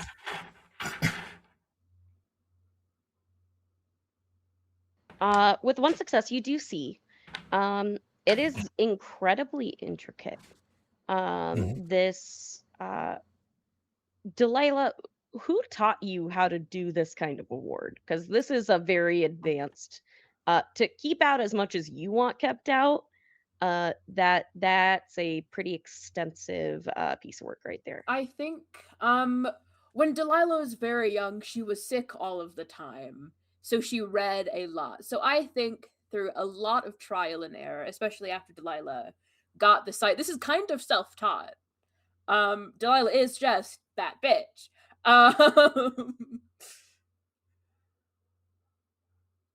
No, that's amazing. And I think that having the resources that the halls did, and probably an unlocked occult library that probably should have been locked, Violet, you can tell that there are many pieces of wards that have been pieced together to Mhm. create an incredibly strong ward.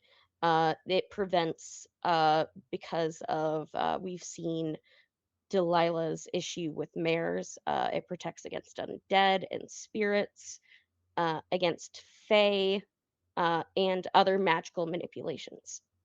Does it protect against a knife being thrown through it? No, Um, it's like you can tell that uh the word itself, it would be hard to tell at first, Mhm. but it is as though the ink has seeped into the door. Mhm. Uh, it is a problem of it is a painted word. It is not like a worded, like you have not been able to do like the full worded room effect. It is more so the doorway and like windows that have been affected. Yeah. So I'm gonna point at it, be like that word right there. So Delilah is gonna get up very calmly, and is going to try to disarm you and put you against the desk. Very calmly, she's just casually walking over. Williams, you know what's gonna happen. I mean, I feel like Violet is also kind of is aware of the fact that she's picking a fight, so there is no very calm thing. But it's all right. You can take the knife. She has another. I'm gonna try to get both knives. I'm gonna try to do that. I need you to understand. Yeah, it's like you walk towards. She points with the knife. She's like that word right there, and then you're just like, hang on a second. Yes, Just out of Violet. curiosity, Mhm. you learned last time that the Trinket has friends who can be bribed to help. Would this apply to all of them? Yeah. Okay, I'm just Yeah. wondering how Yeah, specifically targeted it was. I mean, Delilah was very intentional with the word making.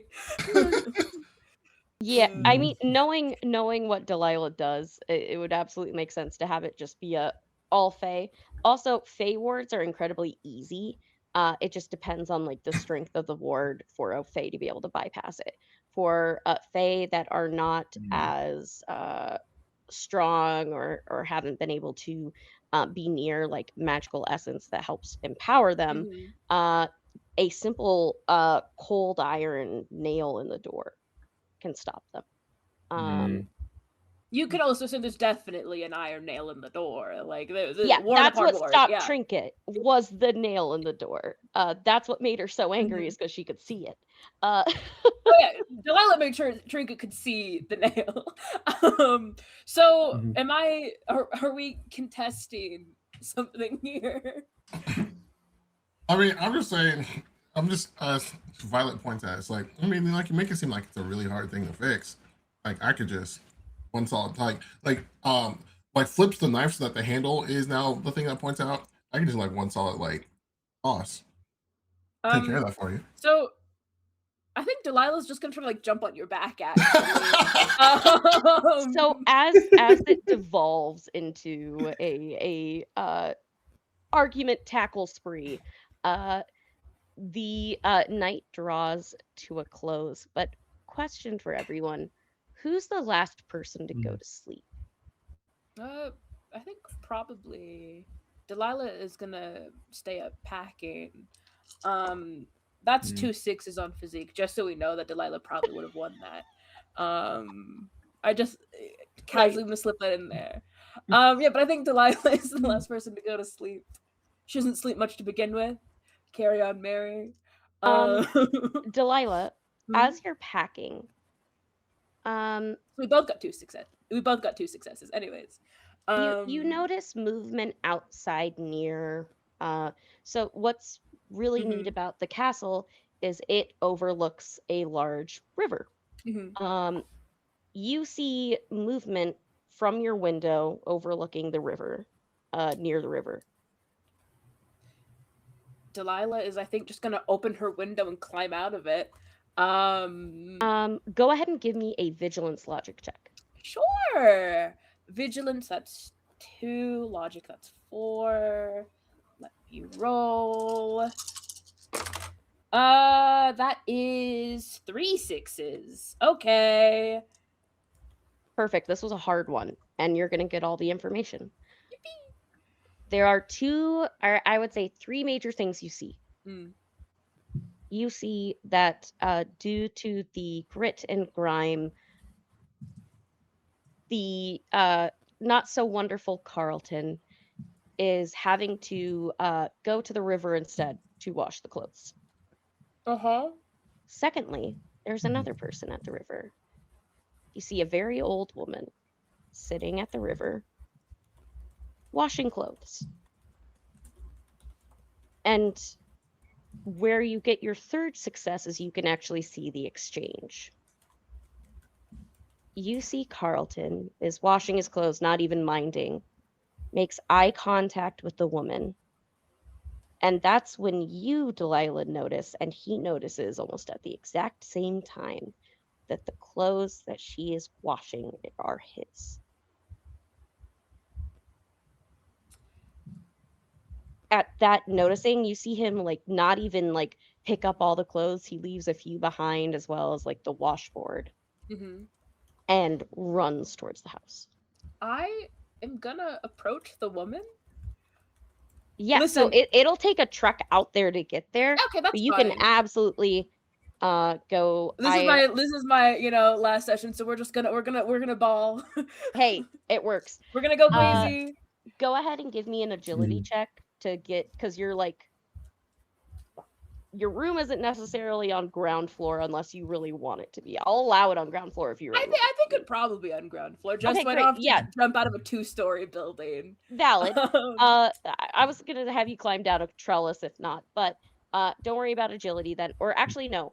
I will say this: you can get there fast and in time, or slow and not in time. If you want to get there fast, you need to make an agility check.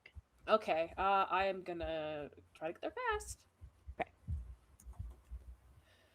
Okay, so guys, just to recap, my agility, this is just gonna be 3 dice. And it goes with precision too. Oh, okay. Hang on. 7 dice. Yeah, I'm like, that's You're like, wait, I'm is like, it? I No, know that's 7 you're dice. It really would be good it'd at be 4. It'd be agility. 4 dice. It'd be 4. 2, 4 dice, which is fine. Hey, that's That's good. a big ball. I'm gonna push myself. Okay. Mark a physical condition. Yes. I think exhausted is fitting.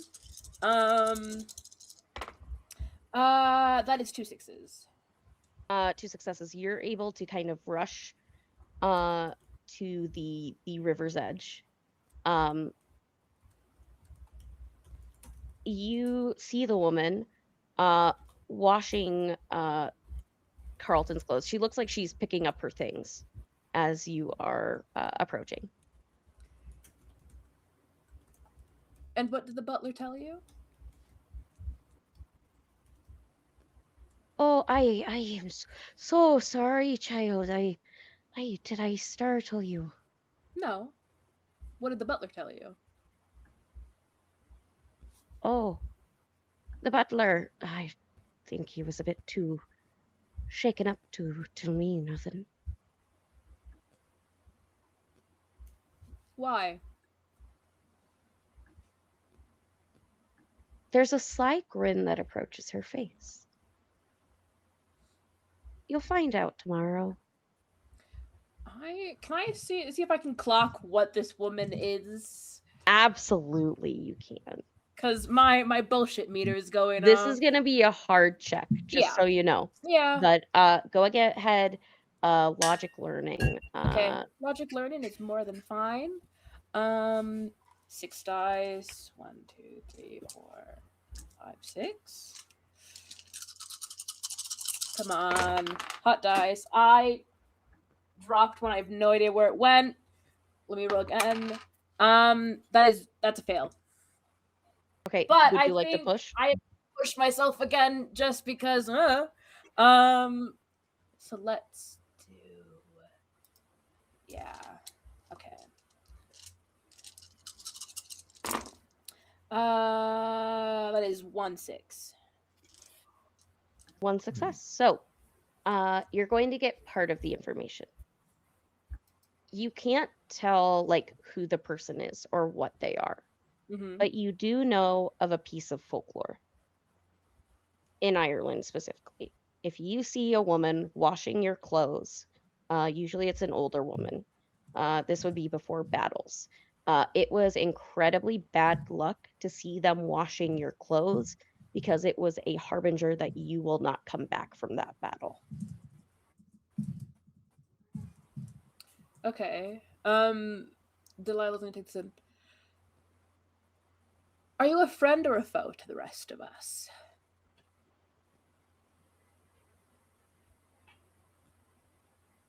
As she's like picking up the remainder of her things, she says,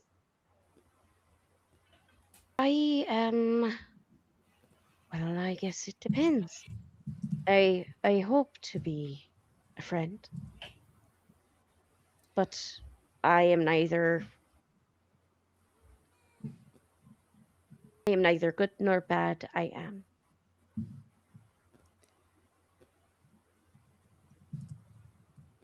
We're a foe to Carlton, so I am not especially concerned with what is going to happen to him. If you would like me to foster an easier introduction in the morning with the rest of my group, I can do so. Maybe some other time. But I don't think the time is right for you all to meet me right now. Delilah's going to hold out her hand. Next time, then. She gives a knowing nod as though she sees everyone at least once, and gives your hand a shake. Her hand feels incredibly cold, colder than even the water Mm-hmm. that she was just washing clothes in. And she takes her hand, takes her bundles, and you see that. Go ahead and give me another vigilance check. Super. Let me remember. Vigilance is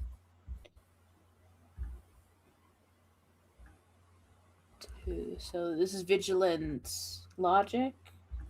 Correct. Cool. 2, 4. No 6s. There's a lot of blood still on Carlton's clothes. Interesting. Well, there is another Vaesen in the waters that we believe is protecting something. So tread lightly. She gives a nod, and walks into the forest. Cool. I'm just gonna go back, climb back through my window. Making your way.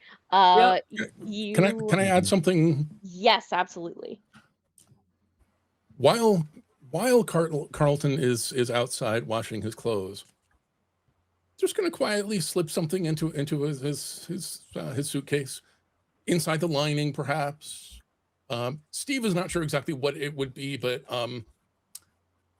Williams has been paying enough attention long enough. He knows exactly what you should not allow the Apollonian Society to find. You definitely have collected enough contraband to be able to plant, especially things that are supposed to be signed in and out. But yeah, you can absolutely, while he's out doing laundry, go ahead and pack that. No problems there. But you all rest for the evening. Everyone. Can I do a thing? Yes, absolutely. If I still have the journal, I want to write back and to get an update what happened to Kiva. Like, I know that she died, but like, how did things work out for them since they had the information that I gave?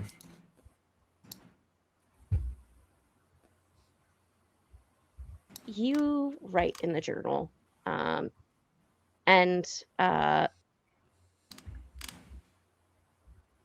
question, what exactly do you write? Because this could be important. Okay, cool. I'm going to write no, because I don't know exactly how things happened. One thing that we noticed is that we grabbed something and we changed something in the scene in the time loop window, and the shadow remained. So then I'm going to ask,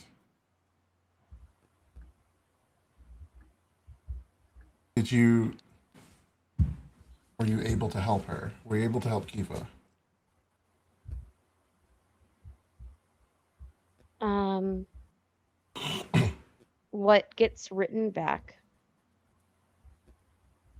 is you read, I tried everything I could. We couldn't get there in time. We only saw the funeral.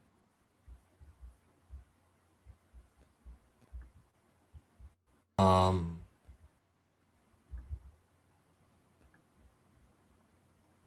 I'm going to. I forget. Did we tell her that we were from out of time? Yeah. I believe So so. back in Alright. the mayor time loop Mhm. session. Yeah. So if that's the case, I'm going to go. I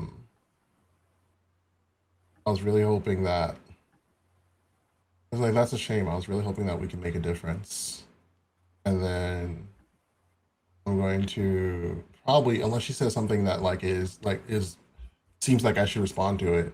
I'm just gonna say, beware William Stuckley. He's a very dangerous man.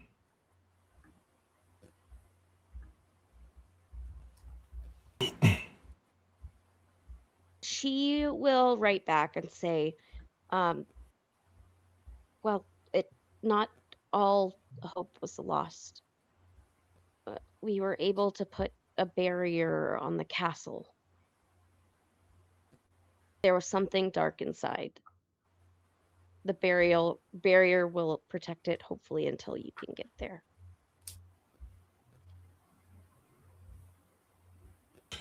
Cool. Love that. Something dark inside underneath my feet. You'll be fine, guys. I Just just like saw Harbinger of Doom, but like I'm sure it's Mhm. nothing. just It's gets Carlton. in there real quick. Hey, can you be a little more specific? Uh, So uh, specific. she writes back and says, "We picked up some supernatural activity." And she would say it more in like the 1700s terms. Mm. But she responds and says that we felt something in the hallway that it occurred in. In fact, we weren't able to walk through the hallway.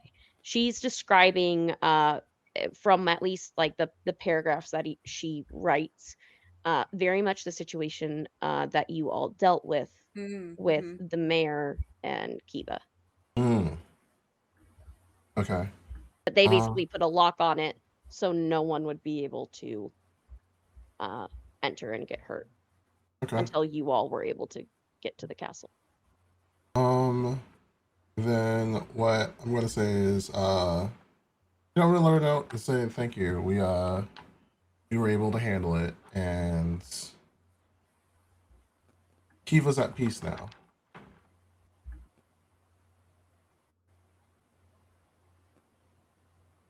You get a message back saying she was a wonderful person. And I wish we could have done more. We were attacked. That's why we were all in hiding. That's new information for us. We just know that they disappeared. You see like the dot dot dot version of the book when Mhm. someone is writing that you get, and says, perhaps we can work out what will happen and happen at the same time. And this is going to be where like the edge of my exhaustion hits me. So one last thing before I can effectively I tell her that we had a rough day hunting Vaesen and I'm fading. Is there anything you'd like for me to tell her in the morning, Kiva? Uh,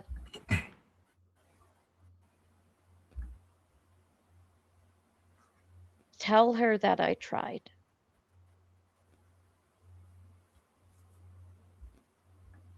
I've raced night after night to get there. Tell her that we fought hard to get to her. I'll do that. And with that, I'll close the journal and I will collapse, finally sleeping, getting rid of this physical condition of exhaustion for the night. You all rest. You can the way we are going to do sleep, because it's not exactly defined in the book. Go ahead and roll what we call a double low for free league games. It's where you roll 2d6, you take the lower option. That's how many conditions that you can feel. Well, I had the one, That's so 3. the three. I only had the one, so I'm chilling. Hey, perfect. I'm back to chilling. Okay. I rolled a 1, but I didn't have any conditions Okay, left. you sleep soundly and have a restful night. Enlightenment in the middle of the night. Already cleared mine. Already cleared Celadon's. Perfect. You wake up the next morning refreshed, ready to take on the day. And what is your plan? I am up before Delilah. I'm not sure what time that is. so that when she's getting up, I will bring her a tray with her favorite oatmeal. There is a fresh cut rose from the garden next to the bowl. And kind of the way that if you go to a coffee shop, sometimes they make designs in the Right. foam on top, done kind of that way. The cinnamon spells out ES. Oh. Mm. When you deliver the breakfast, Delilah probably just sleeps in her office. She like goes to her desk chair. I saw a Vaesen last night. It was washing Carlton's clothes. He's gonna die soon. Oh dear. How the story goes, it is a bad omen. If you see the old woman washing your clothes, you're not gonna return from whatever battle you're going to. As I much can as understand that. To be clear, she was only washing his, not yours, correct? No, I shook the woman's hand, so I think I'm all right. She All right. will likely be talking to you guys later, though. She just said it wasn't time for you guys to meet her yet. So right. tread lightly Something to look forward to then. on that. Violet like popping in the hall from the hallway. So like Eavesdropping. yeah. So are we sure it's wise that we let him die on the way over? I mean, if it's predetermined by, I'm not saying I want the man dead, but I'm just saying, how much extra effort do you want to put forth on saving him if this is unavoidable fate? I mean, just enough to make it look like, we don't benefit from it. I mean, my conscience is gonna be clear. I mean, no, I just mean externally. I mean, he dies. I mean, I can kind of clean up that mess pretty quickly if I use my family's resources. My only real concern is that I don't want it to make it seem like we sent him off and sent him back and for the purpose of him dying. Well, I mean, maybe he could be already dead. Have we seen him today? That sounds like such a fun idea. Let me go check. I think before you do, I think Williams fills you in on exactly what is waiting in that suitcase to be found on the other end.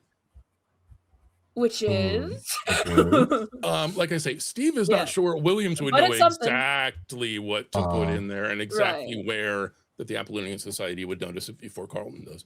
All right. I don't disapprove of that. It's like, he'll figure that one out.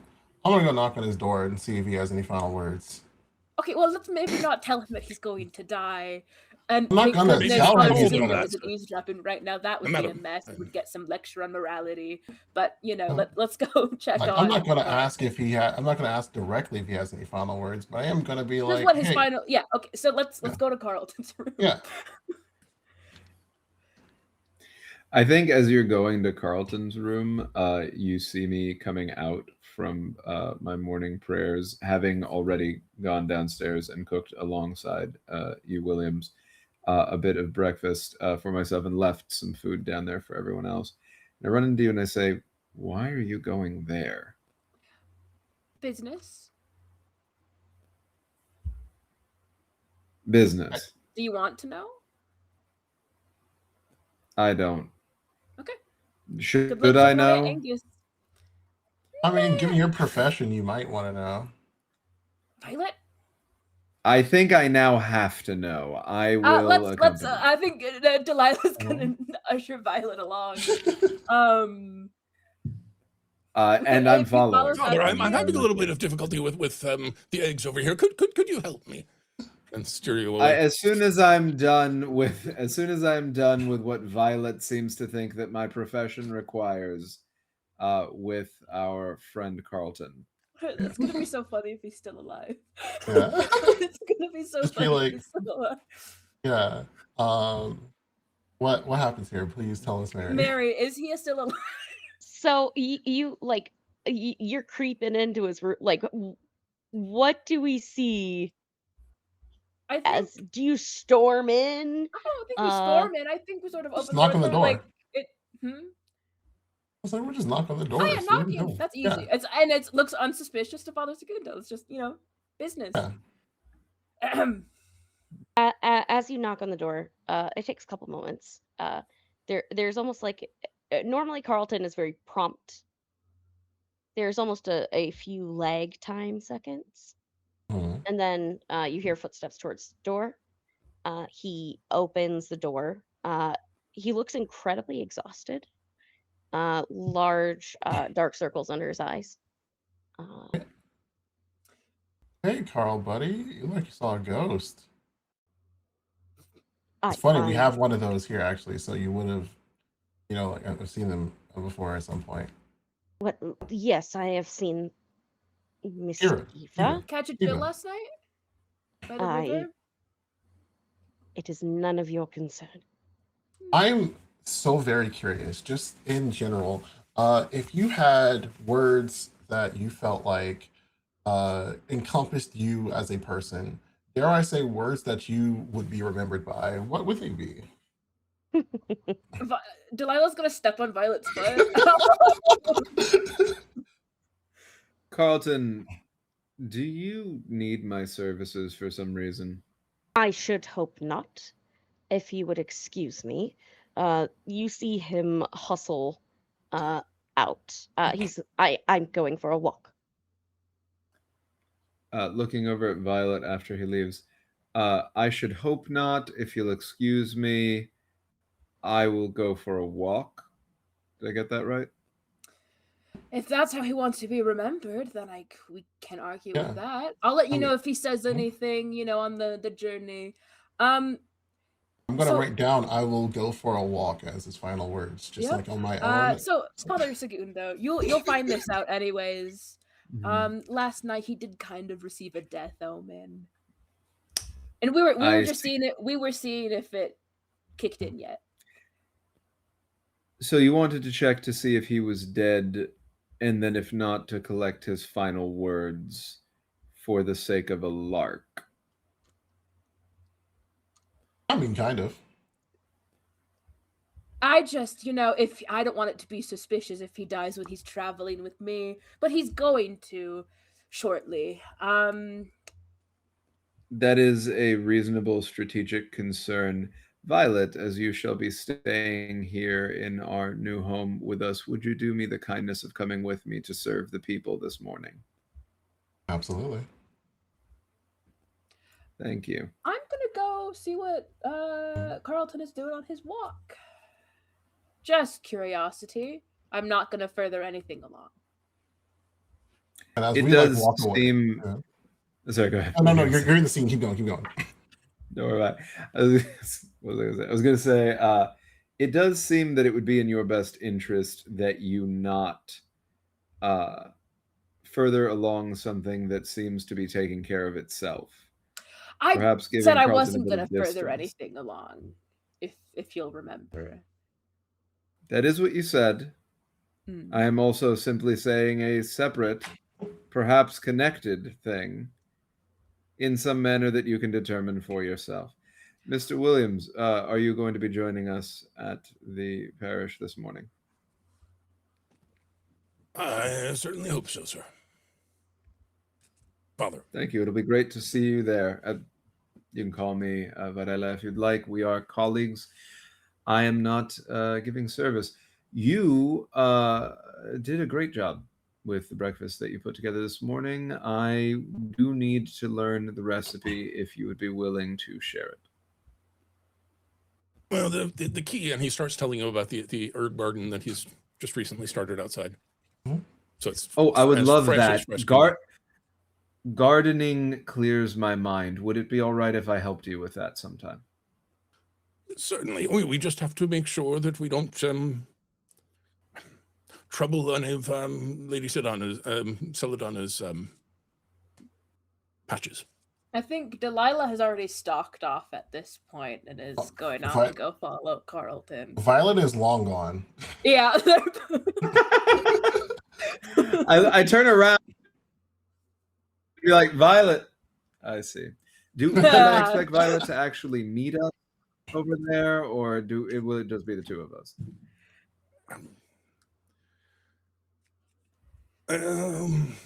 We can she be rarely surprised. lies. She rarely lies to you all. So if she said she was gonna be there, she'll be there. She'll be there. So Yeah. we'll first, as this people Uh-huh. are going their separate ways. Father Segundo, where do you plan on? Are you going to Angus first thing, or what's your plan? Yeah. So I don't know if they would have. I don't know if like Danny doesn't know if the assumption would be that Angus would have been receiving continuous treatment and something connected to the parish that might serve as kind of like a place for people to recover, or back at his home, but would go to Angus either way. If Angus is at his home and not at the parish, would go to the parish afterwards to meet with the father there and provide support. In your experience, for someone with as severe of injuries as Angus had, he would probably be in the specifically the surgeon's office. Basically, as you arrive there, because there isn't a big hospital nearby. This is still a very, very rural area, and so it is more so individual doctors taking care of people in their homes, and if they need around-the-clock care, either the family will provide it. Angus does not have many family, so it's up to the church as well as the surgeon himself. I would say that you would know that he'd probably be at the surgeon's office. If you travel there, it's not too far. It's actually quite close to the church that Father Doyle has been caretaker of. Perfect. I go in. Is there anyone else being treated in the in that facility as well? There's a few. Some of them are just in for a quick thing of like, I have a cold, or this cut looks as though it could possibly be infected. That kind of a situation. There's no one in for like long-term care. That would probably be more so under the church's purview. But Sure. you do see sleeping in the bed that is reserved for like the most severe of cases. Angus, who looks to be in and out of consciousness. Mr. Williams, did you come with me? I did. I suspect I'm probably like dealing with whatever setup has to happen with food and feeding the people and such. That makes sense. I left ahead of you all, so I was already there. Yeah, you see Violet. I walk in and Violet's over Angus's body. What did you do now? No. Hey, to be fair, it was originally my idea to go check on him to make sure he was still alive. And then I decided, I'm talking about Carlton. And then I decided to see what his final words were. I can do two things at once. Anyway, Angus, how's he doing? That is a good question. Kind of like, the more commotion and sound there is, you do see him kind of wake up. He's in a bit of a stupor due to like the laudanum and the general severity of his injuries. It does look like he is fighting a pretty bad infection. Just from the, like, it's almost as though you all would know it to be like supernaturally. There are some wounds that creatures can give that Mhm. do not heal properly. It's while not Mm. recorded in the books that you have, it seems like the Doberku is one of those creatures that kind of can do an unending wound. And as far as we would know, walking into this situation, an unending wound would live up to its name. There's nothing that we would know of that could. Understand. It very much is a curse. Usually the severity of the curse depends, at least from all of your knowledge, you guys would know this from especially working in Ireland, as curses are very prevalent here because of the belief factor. Uh, Mhm. Usually for this kind of curse that you're seeing kind of take hold, it Mhm. very much seems like the what you put out, you get back threefold. It's one of those curses. Okay, Mm. understood. That makes sense. Looks at And him. from a mechanical, sorry, we were gonna ask. Looks at him and very glad that I did not get hit in a way that like pierced the skin. Given that I stabbed it in the eye and in the chest with poison. How's But Delilah then? uh, I will say, stay tuned. But Uh-oh. This has been our Uh, this has been yeah, our session. some wounds are hidden, Delilah. The I will say, Father Segundo does, without looking over at you, Violet, but standing next to you, say, "You see the wisdom in putting out into the world what you wish to receive from it." Angus, how do you feel? I feel like utter shit. That that is reasonable. Did the doctor tell you if you could have a drink? I don't think he told me I couldn't. Okay. I'd like to use fine wines to get a +1 on inspiration and manipulation using alcohol, and I would like to very sweetly interrogate Angus as to what specifically occurred. Absolutely. Beautiful. Is that Go ahead and make manipulation empathy? yep, manipulation empathy. And he is in a Cool. very rough state, so one success is all you need. Cool beans. That is 9d6. Let's hope I can pull one you know what? success. I got two of them. I was about to say, let me throw one in there to make it 10, but you got it. 8, 2 successes. That's Thank you. perfect. Yeah. He as you are drinking the wine, and you can kind of see him relax.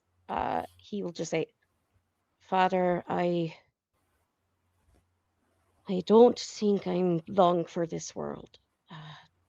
If you would be kind and let me bear my grievances, so hopefully I will be at peace."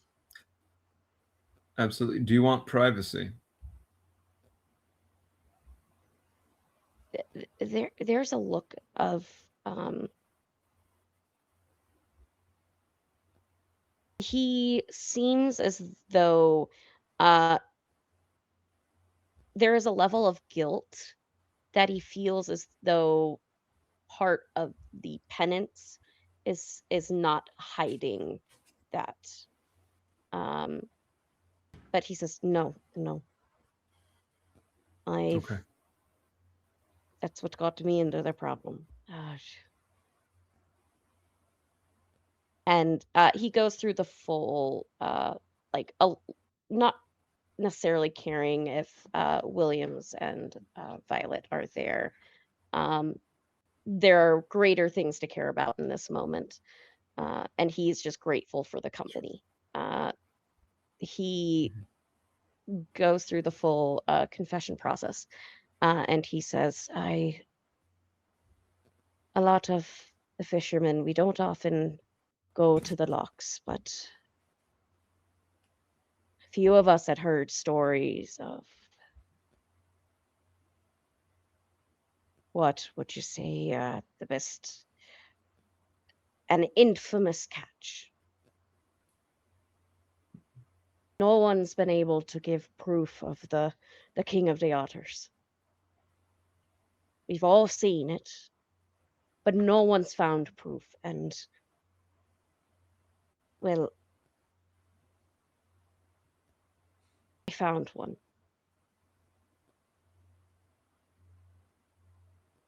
I didn't realize its young was nearby.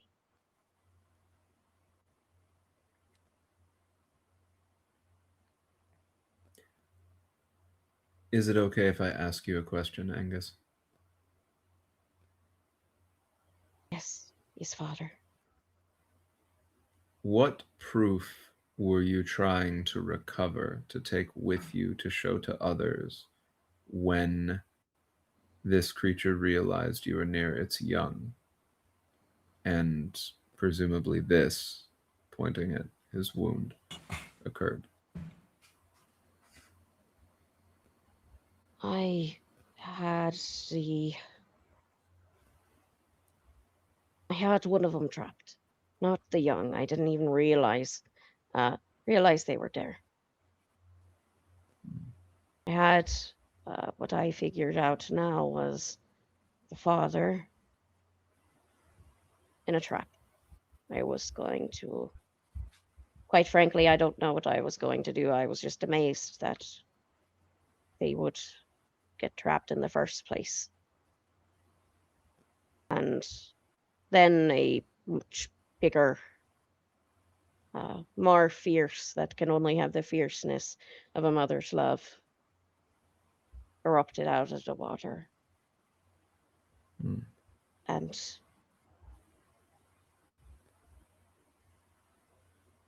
I didn't mean to hurt the mate. I didn't mean to.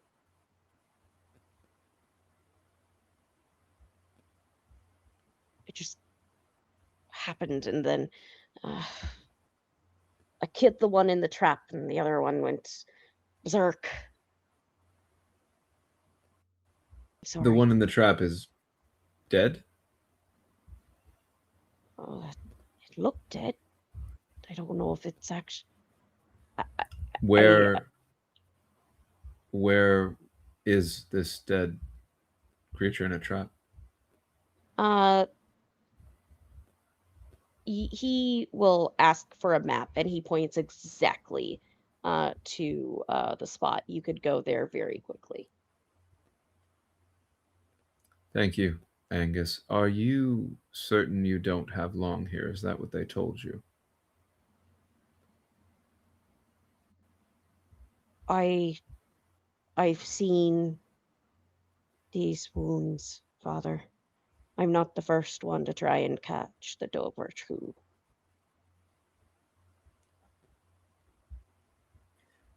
Would you like last rites? He gives a nod. I perform them in front of you, Violet, as witness, as you have been witness to all of this. Mr. Williams, I don't know how much you catch from where you've been setting up, but Angus was not hiding it. I'm following in kind. When it's completed, Angus, is there anything that I can get you? Something you'd like to eat?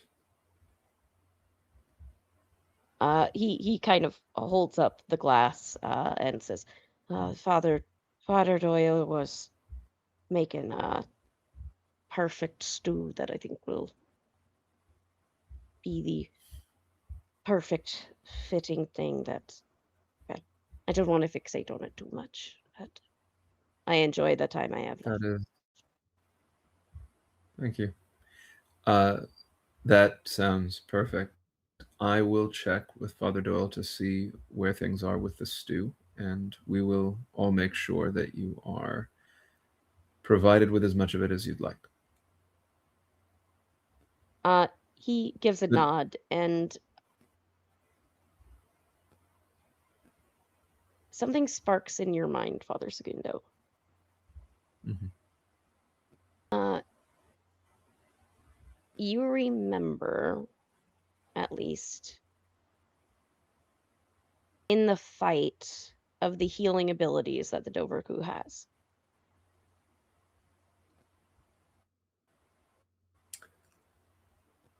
Angus, I hope you hang on long enough for me to return. Could you try? It'll be okay. If not, I'm not seeking to add to your burdens. I would come back in the next day at the most. Could we speak again then? Yes, yes, father. Thank you. And he gives a smile, raises a glass. I raise the wine that I brought with me back to him as a gesture and say, Slancha. Flancha. Violet was already kind of next to his bed because she was one of the first ones there. So she kind of touches him kindly on the arm, and she says something that sounds kind of unintelligible to everyone else, um, and then gives him a look before she walks out the door. And if asked, she would say, "It's just something they used to say back in my village when it looked like someone was about to pass." Thank you, Violet, for accompanying me with this. I find it clarifying for myself to see the reality of the outcomes of the work that we do and use that to ground myself when we approach it. Uh, it's just a reminder that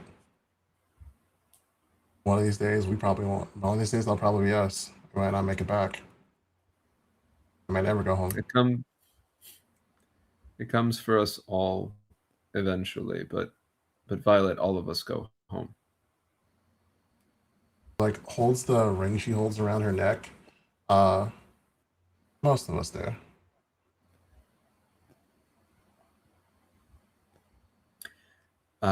Would you like to get some food? And I usher us toward Mr. Williams. I say, Mr. Williams, I heard that Father Doyle is creating a perfect stew. I promised Angus that Angus could have as much of it as he'd like. I hope I did not make a liar of myself.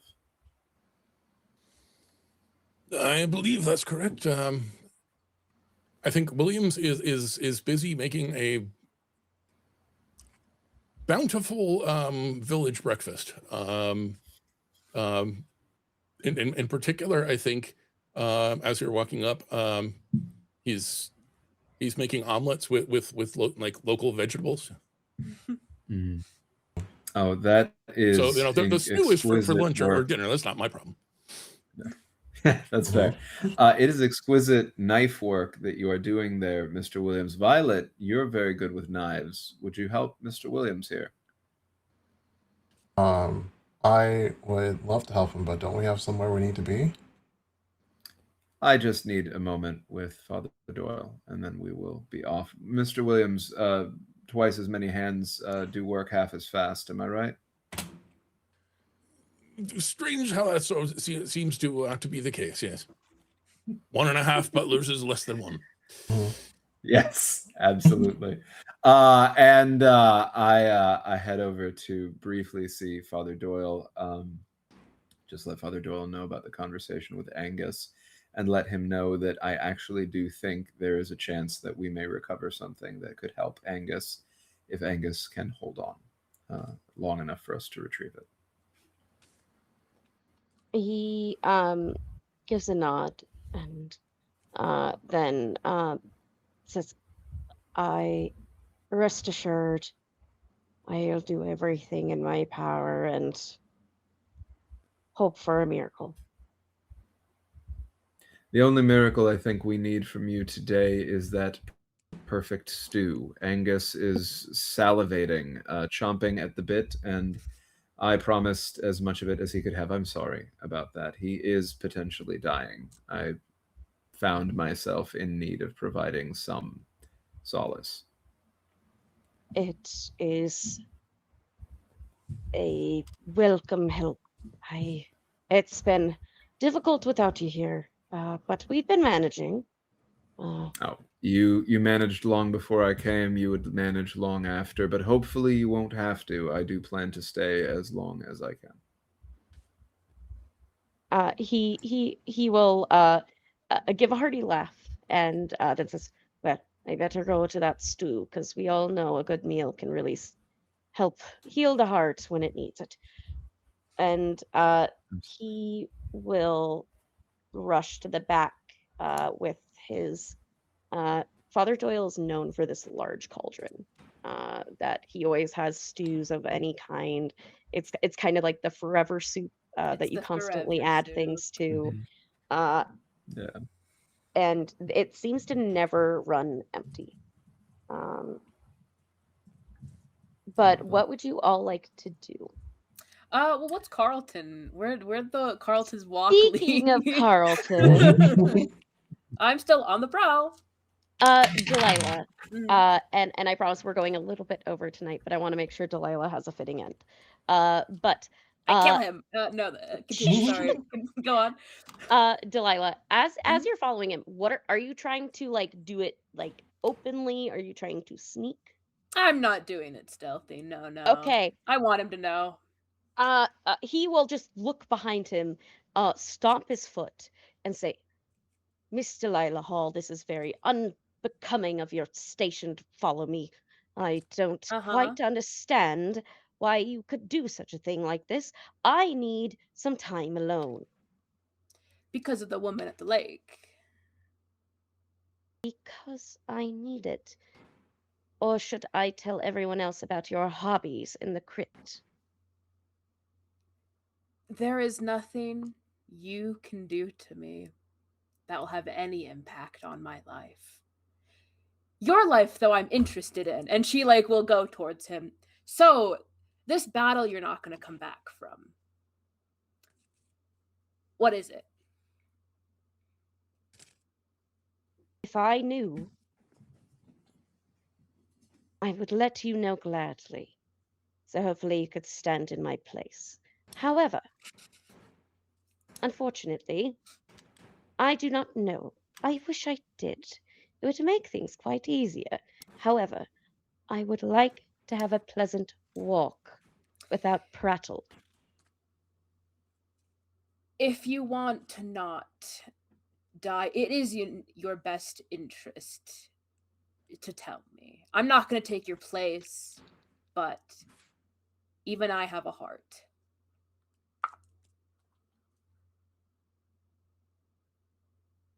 You see him just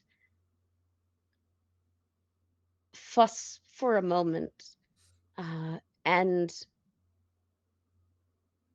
the words don't come out. But he looks very perturbed. And go ahead and give me a vigilance check. Okay.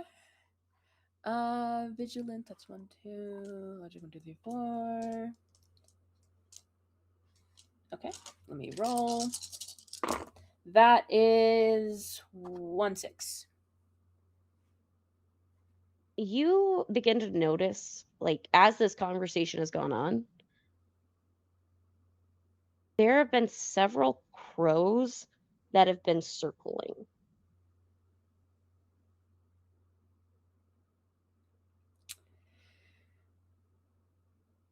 Ah, well, I think it's sooner than we think. What did you do? I didn't do anything. I know who trained you. Yes. Then you should know how much I haven't done. I know that you're a spy. Hmm. Putting our cards on the table, are we? You're not long for this world, it seems fair. Then, should you know that, yes, I will report to the Apollonian Society because it is my job. I do my job well. Hmm. The spy stuff, maybe. The butler stuff is a different story.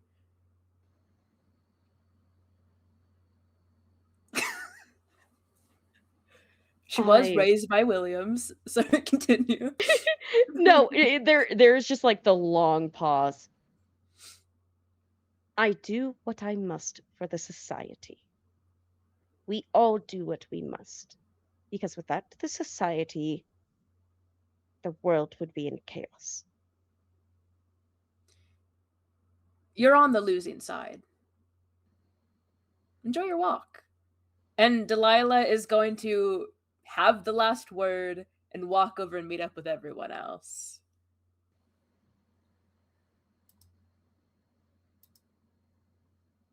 Delilah, you meet up with everyone else. You do see, along with the crows, there are two ravens. That one eye is dark, like you're used to ravens having, and the other one looks as though a garnet has been implanted in it. And for the crows, if they are on opposite sides, the exterior eye when standing next to each other is black. The interior eye when they're standing next to each other is the garnet. Now, what does this mean Vaesen-wise?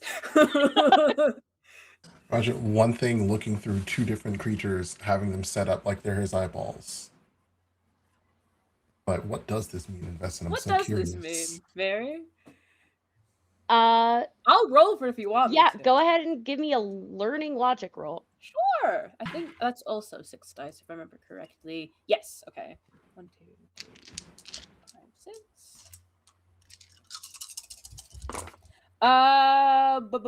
2 sixes.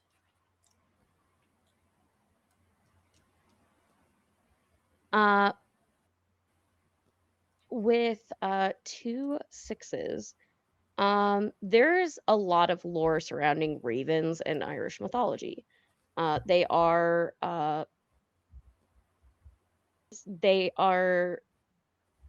typically associated with the goddess of death, the Morrigan. She is known to have 2 crows that are her guardians of sorts. They watch for her. Delilah is gonna look at one of the ravens or the crows, and she's just gonna bow a little, and then turn back to the group. Well, it would seem that Carlton is being watched by Lady Morrigan.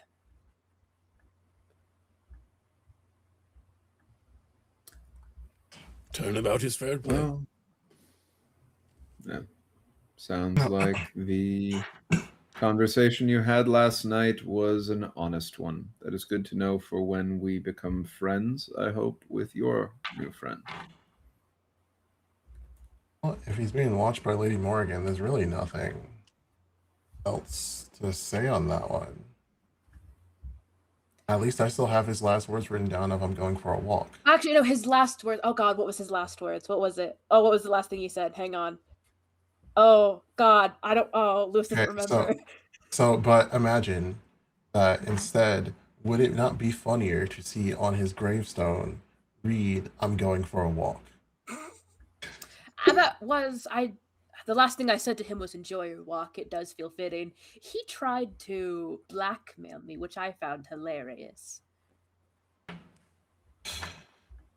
It's not like my secret is that well kept. The other one, not the one that I told you guys last night. Williams, I'm sure you can connect the dots.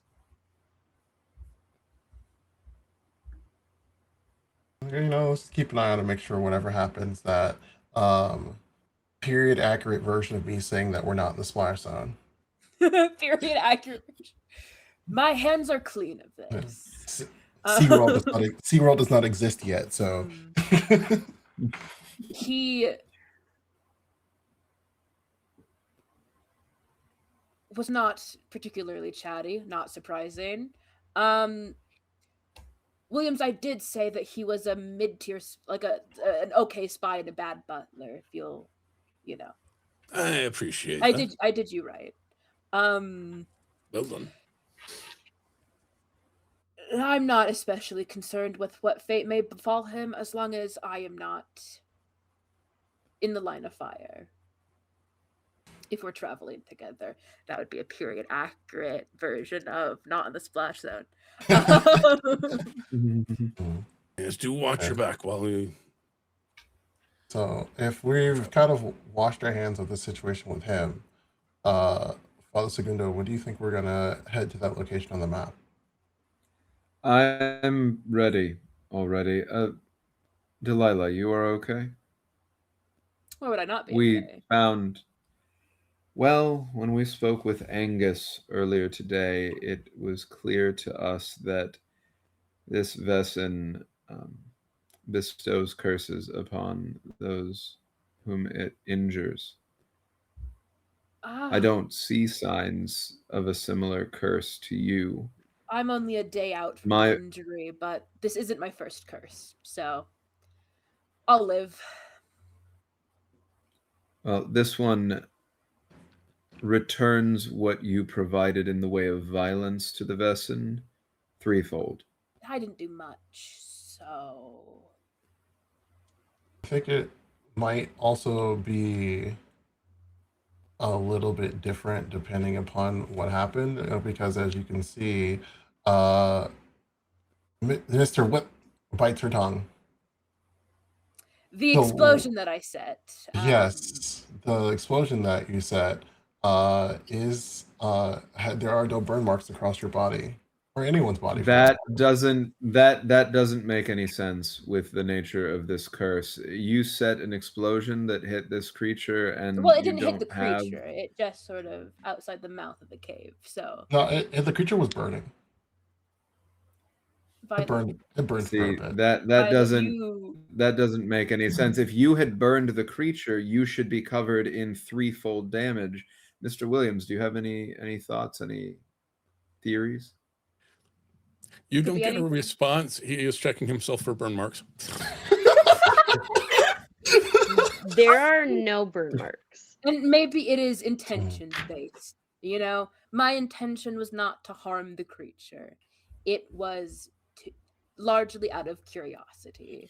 So I if that mean, happened to me is wounds that won't heal, I will just have to get very good at upkeep then, won't I? I attacked it to kill it, and I'm Your okay. eye's fine.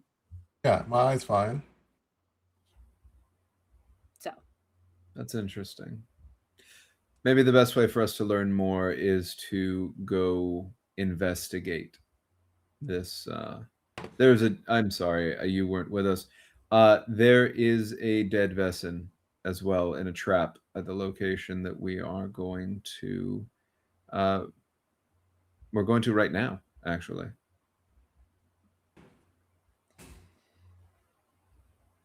lead on. Uh, you are able to go to the location. It's not that far of a walk.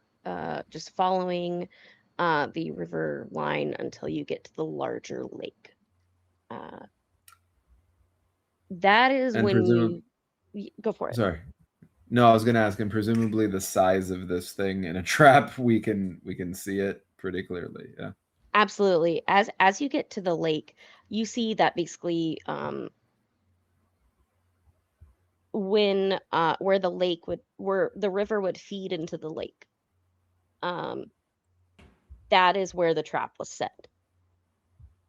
It appears, and Delilah, you would notice this. The trap here looks like what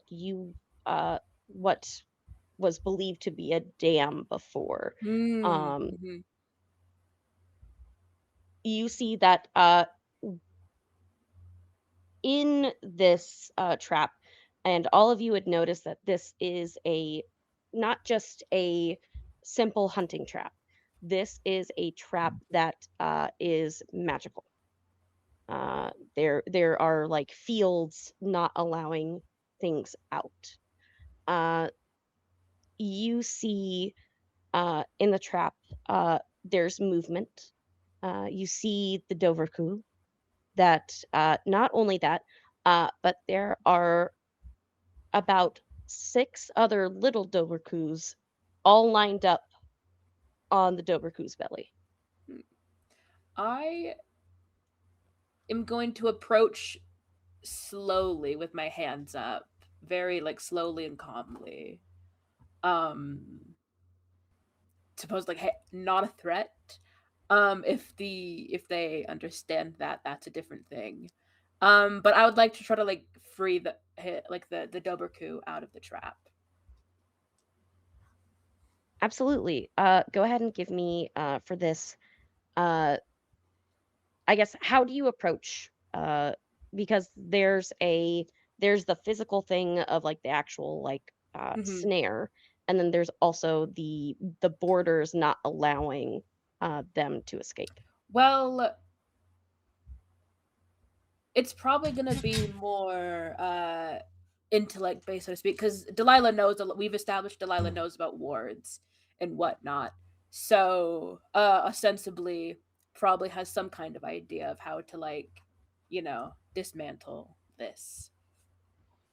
I'm gonna say Violet just went ahead and cut the snare. So Violet, go ahead and give me agility.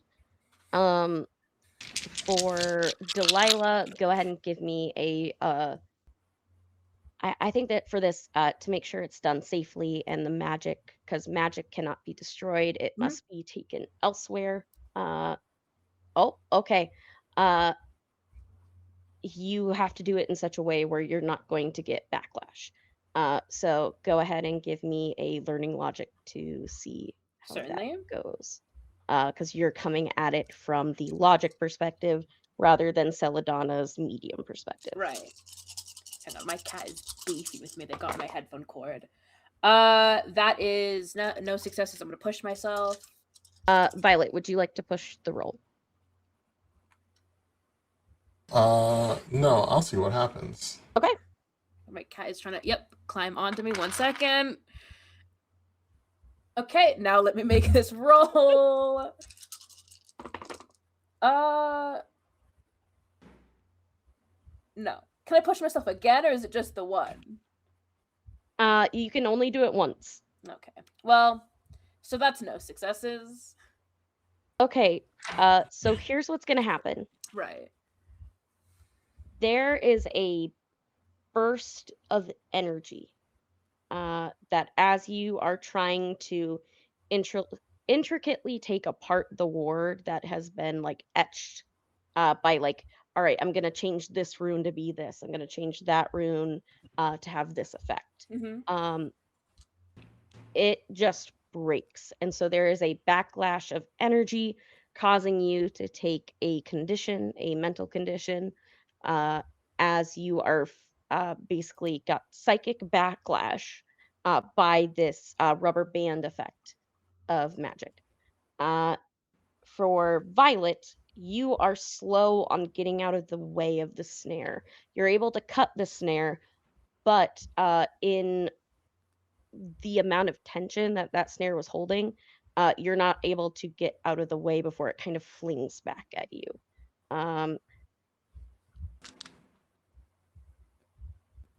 And you can tell even like the ropes and things like this were not made with like normal rope. This was some almost Apollonian society level of gear. But as soon as you release it, you see that the Doberku, the male guardian Doberku that has been taking care of the babies, just opens its eyes, and you see it begin to backstroke back in the direction of the den. In the distance, you do see the Doberku that you all fought, the male Doberku's mate. The female Doberku, kind of in the distance watching, and it's almost as though she peers into your souls and gives a nod of thanks. Doberkus have a magic healing ability with their saliva. You do see it's almost waiting at the edge of your sight line. I think having watched this occur, I would take out an empty container that brought with the hope that this purpose could be fulfilled, and approach this Dobroku with humility and respect, uh, and ask if it might share a bit of its healing salve with us. It will rather quickly swim up into your face as you are like face to face with this large creature. And it will lick your face, causing saliva to drop into the receptacle. I laugh and give it my thanks, and clean up as much of it as I can into a container so that we can travel with it reasonably, but in a way that is clear. I'm not trying to take it off, right? So that it doesn't misunderstand the intention. You see them swim away. You're able to get the saliva to Father Doyle and the surgeon, who apply it, and you start seeing signs that Angus will be able to recover. When you get back to the castle, you see that the door is left open.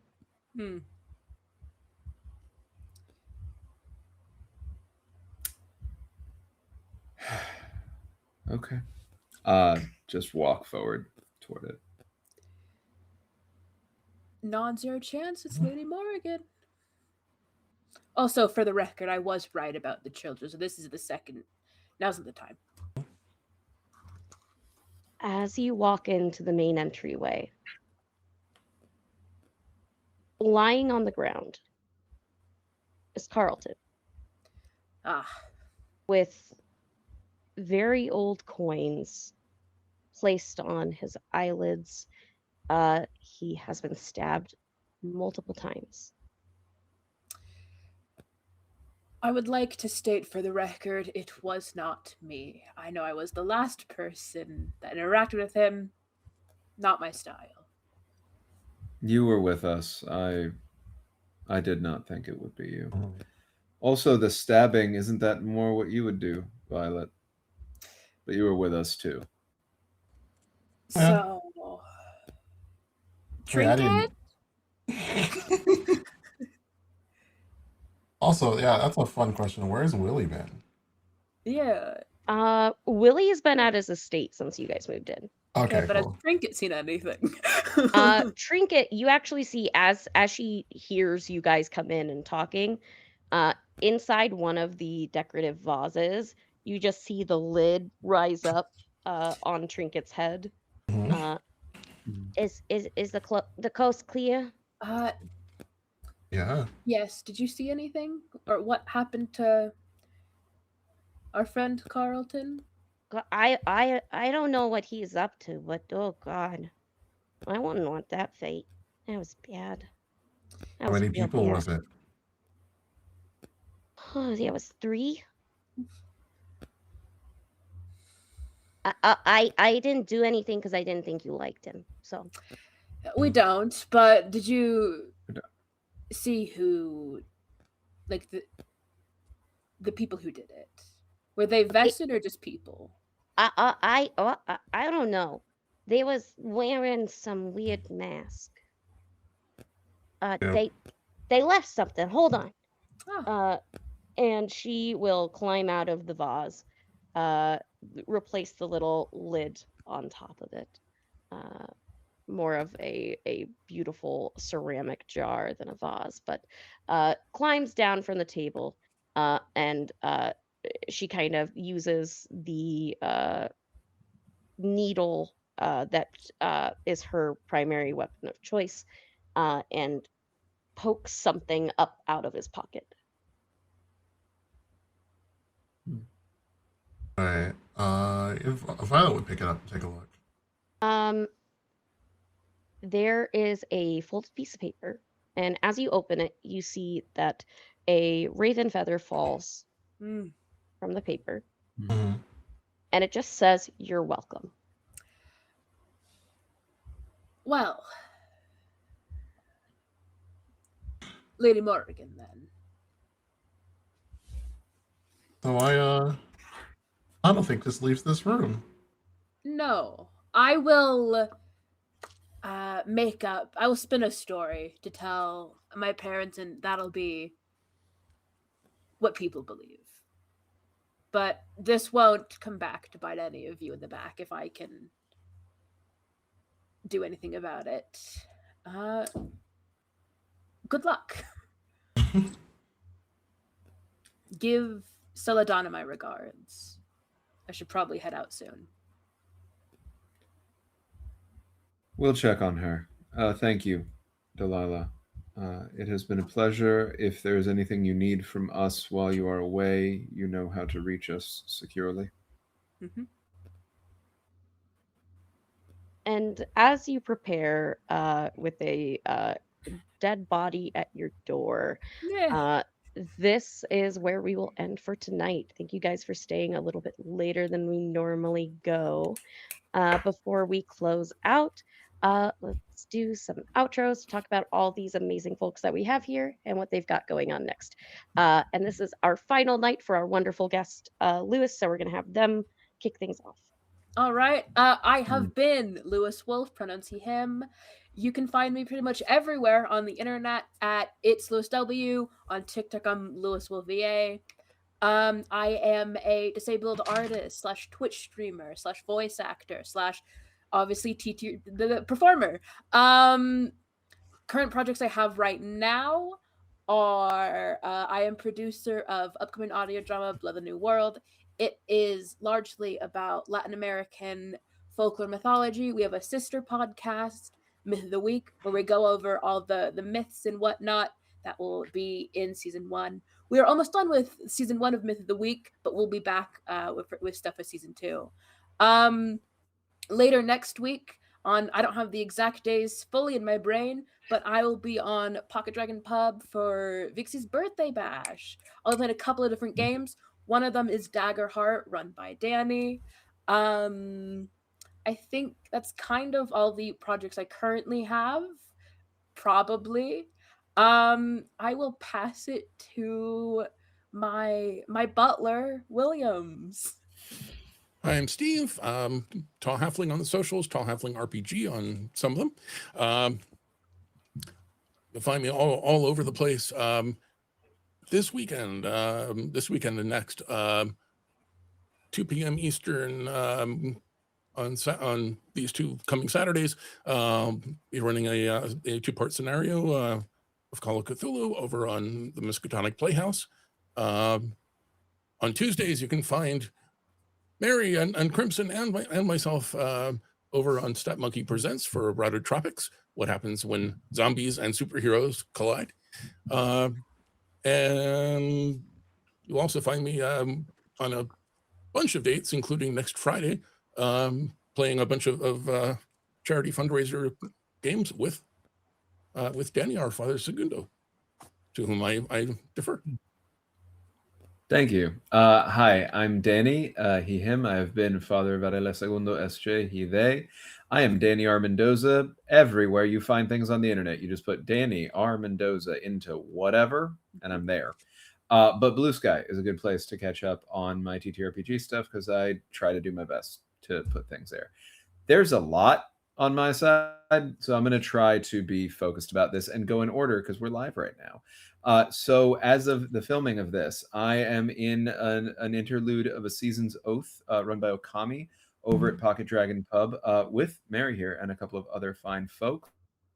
That is going to be at 2:30 p.m. Eastern tomorrow. That is Friday, April 24th. Raising money as a part of Vixie's birthday bash for Earth Day and the World Wildlife Fund specifically.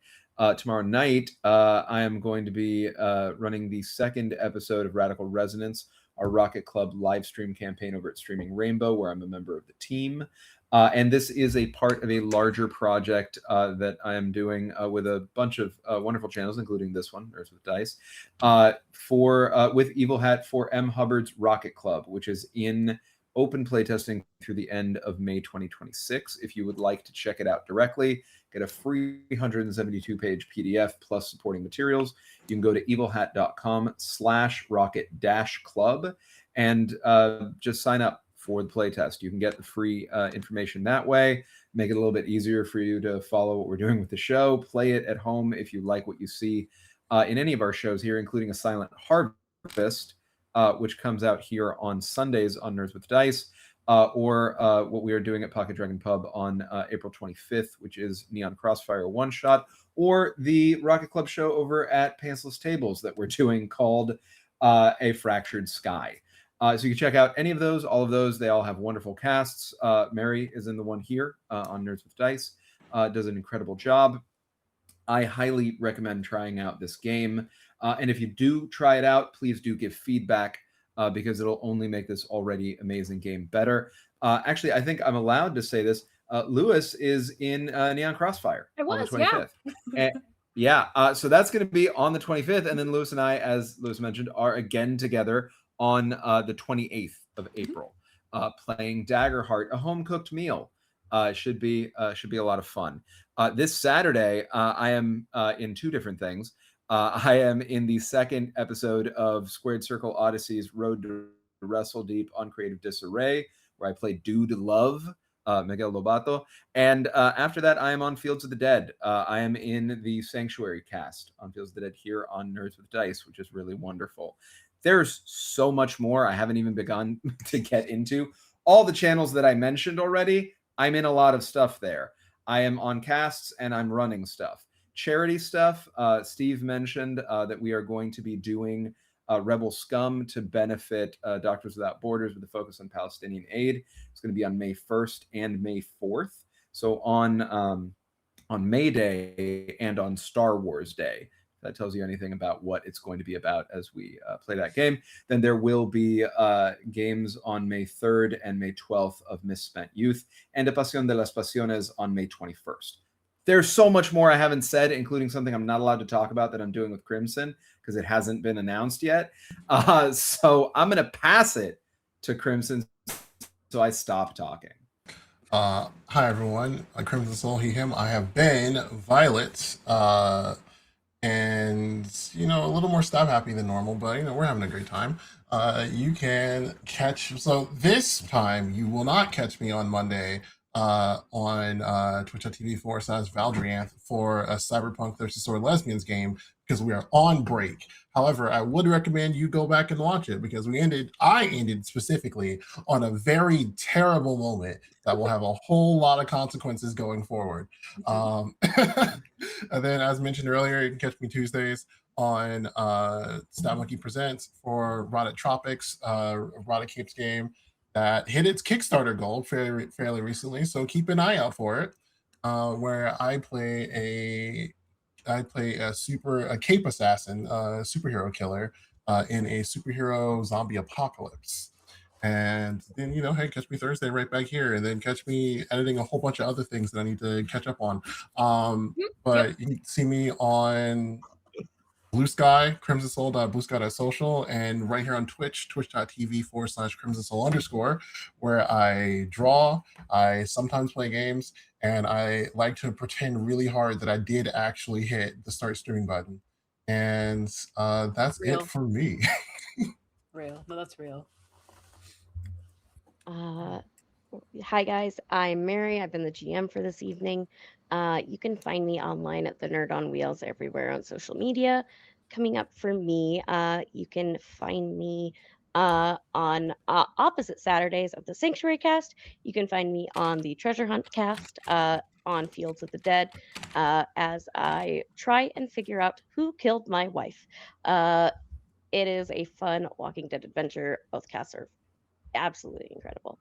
You can also find me Sundays. I've figured out a way to duplicate myself. As Danny said, you can find me in Rocket Club as well as over on Other Doc channel, where we are playing season 2 of Lords of Gossamer and Shadow.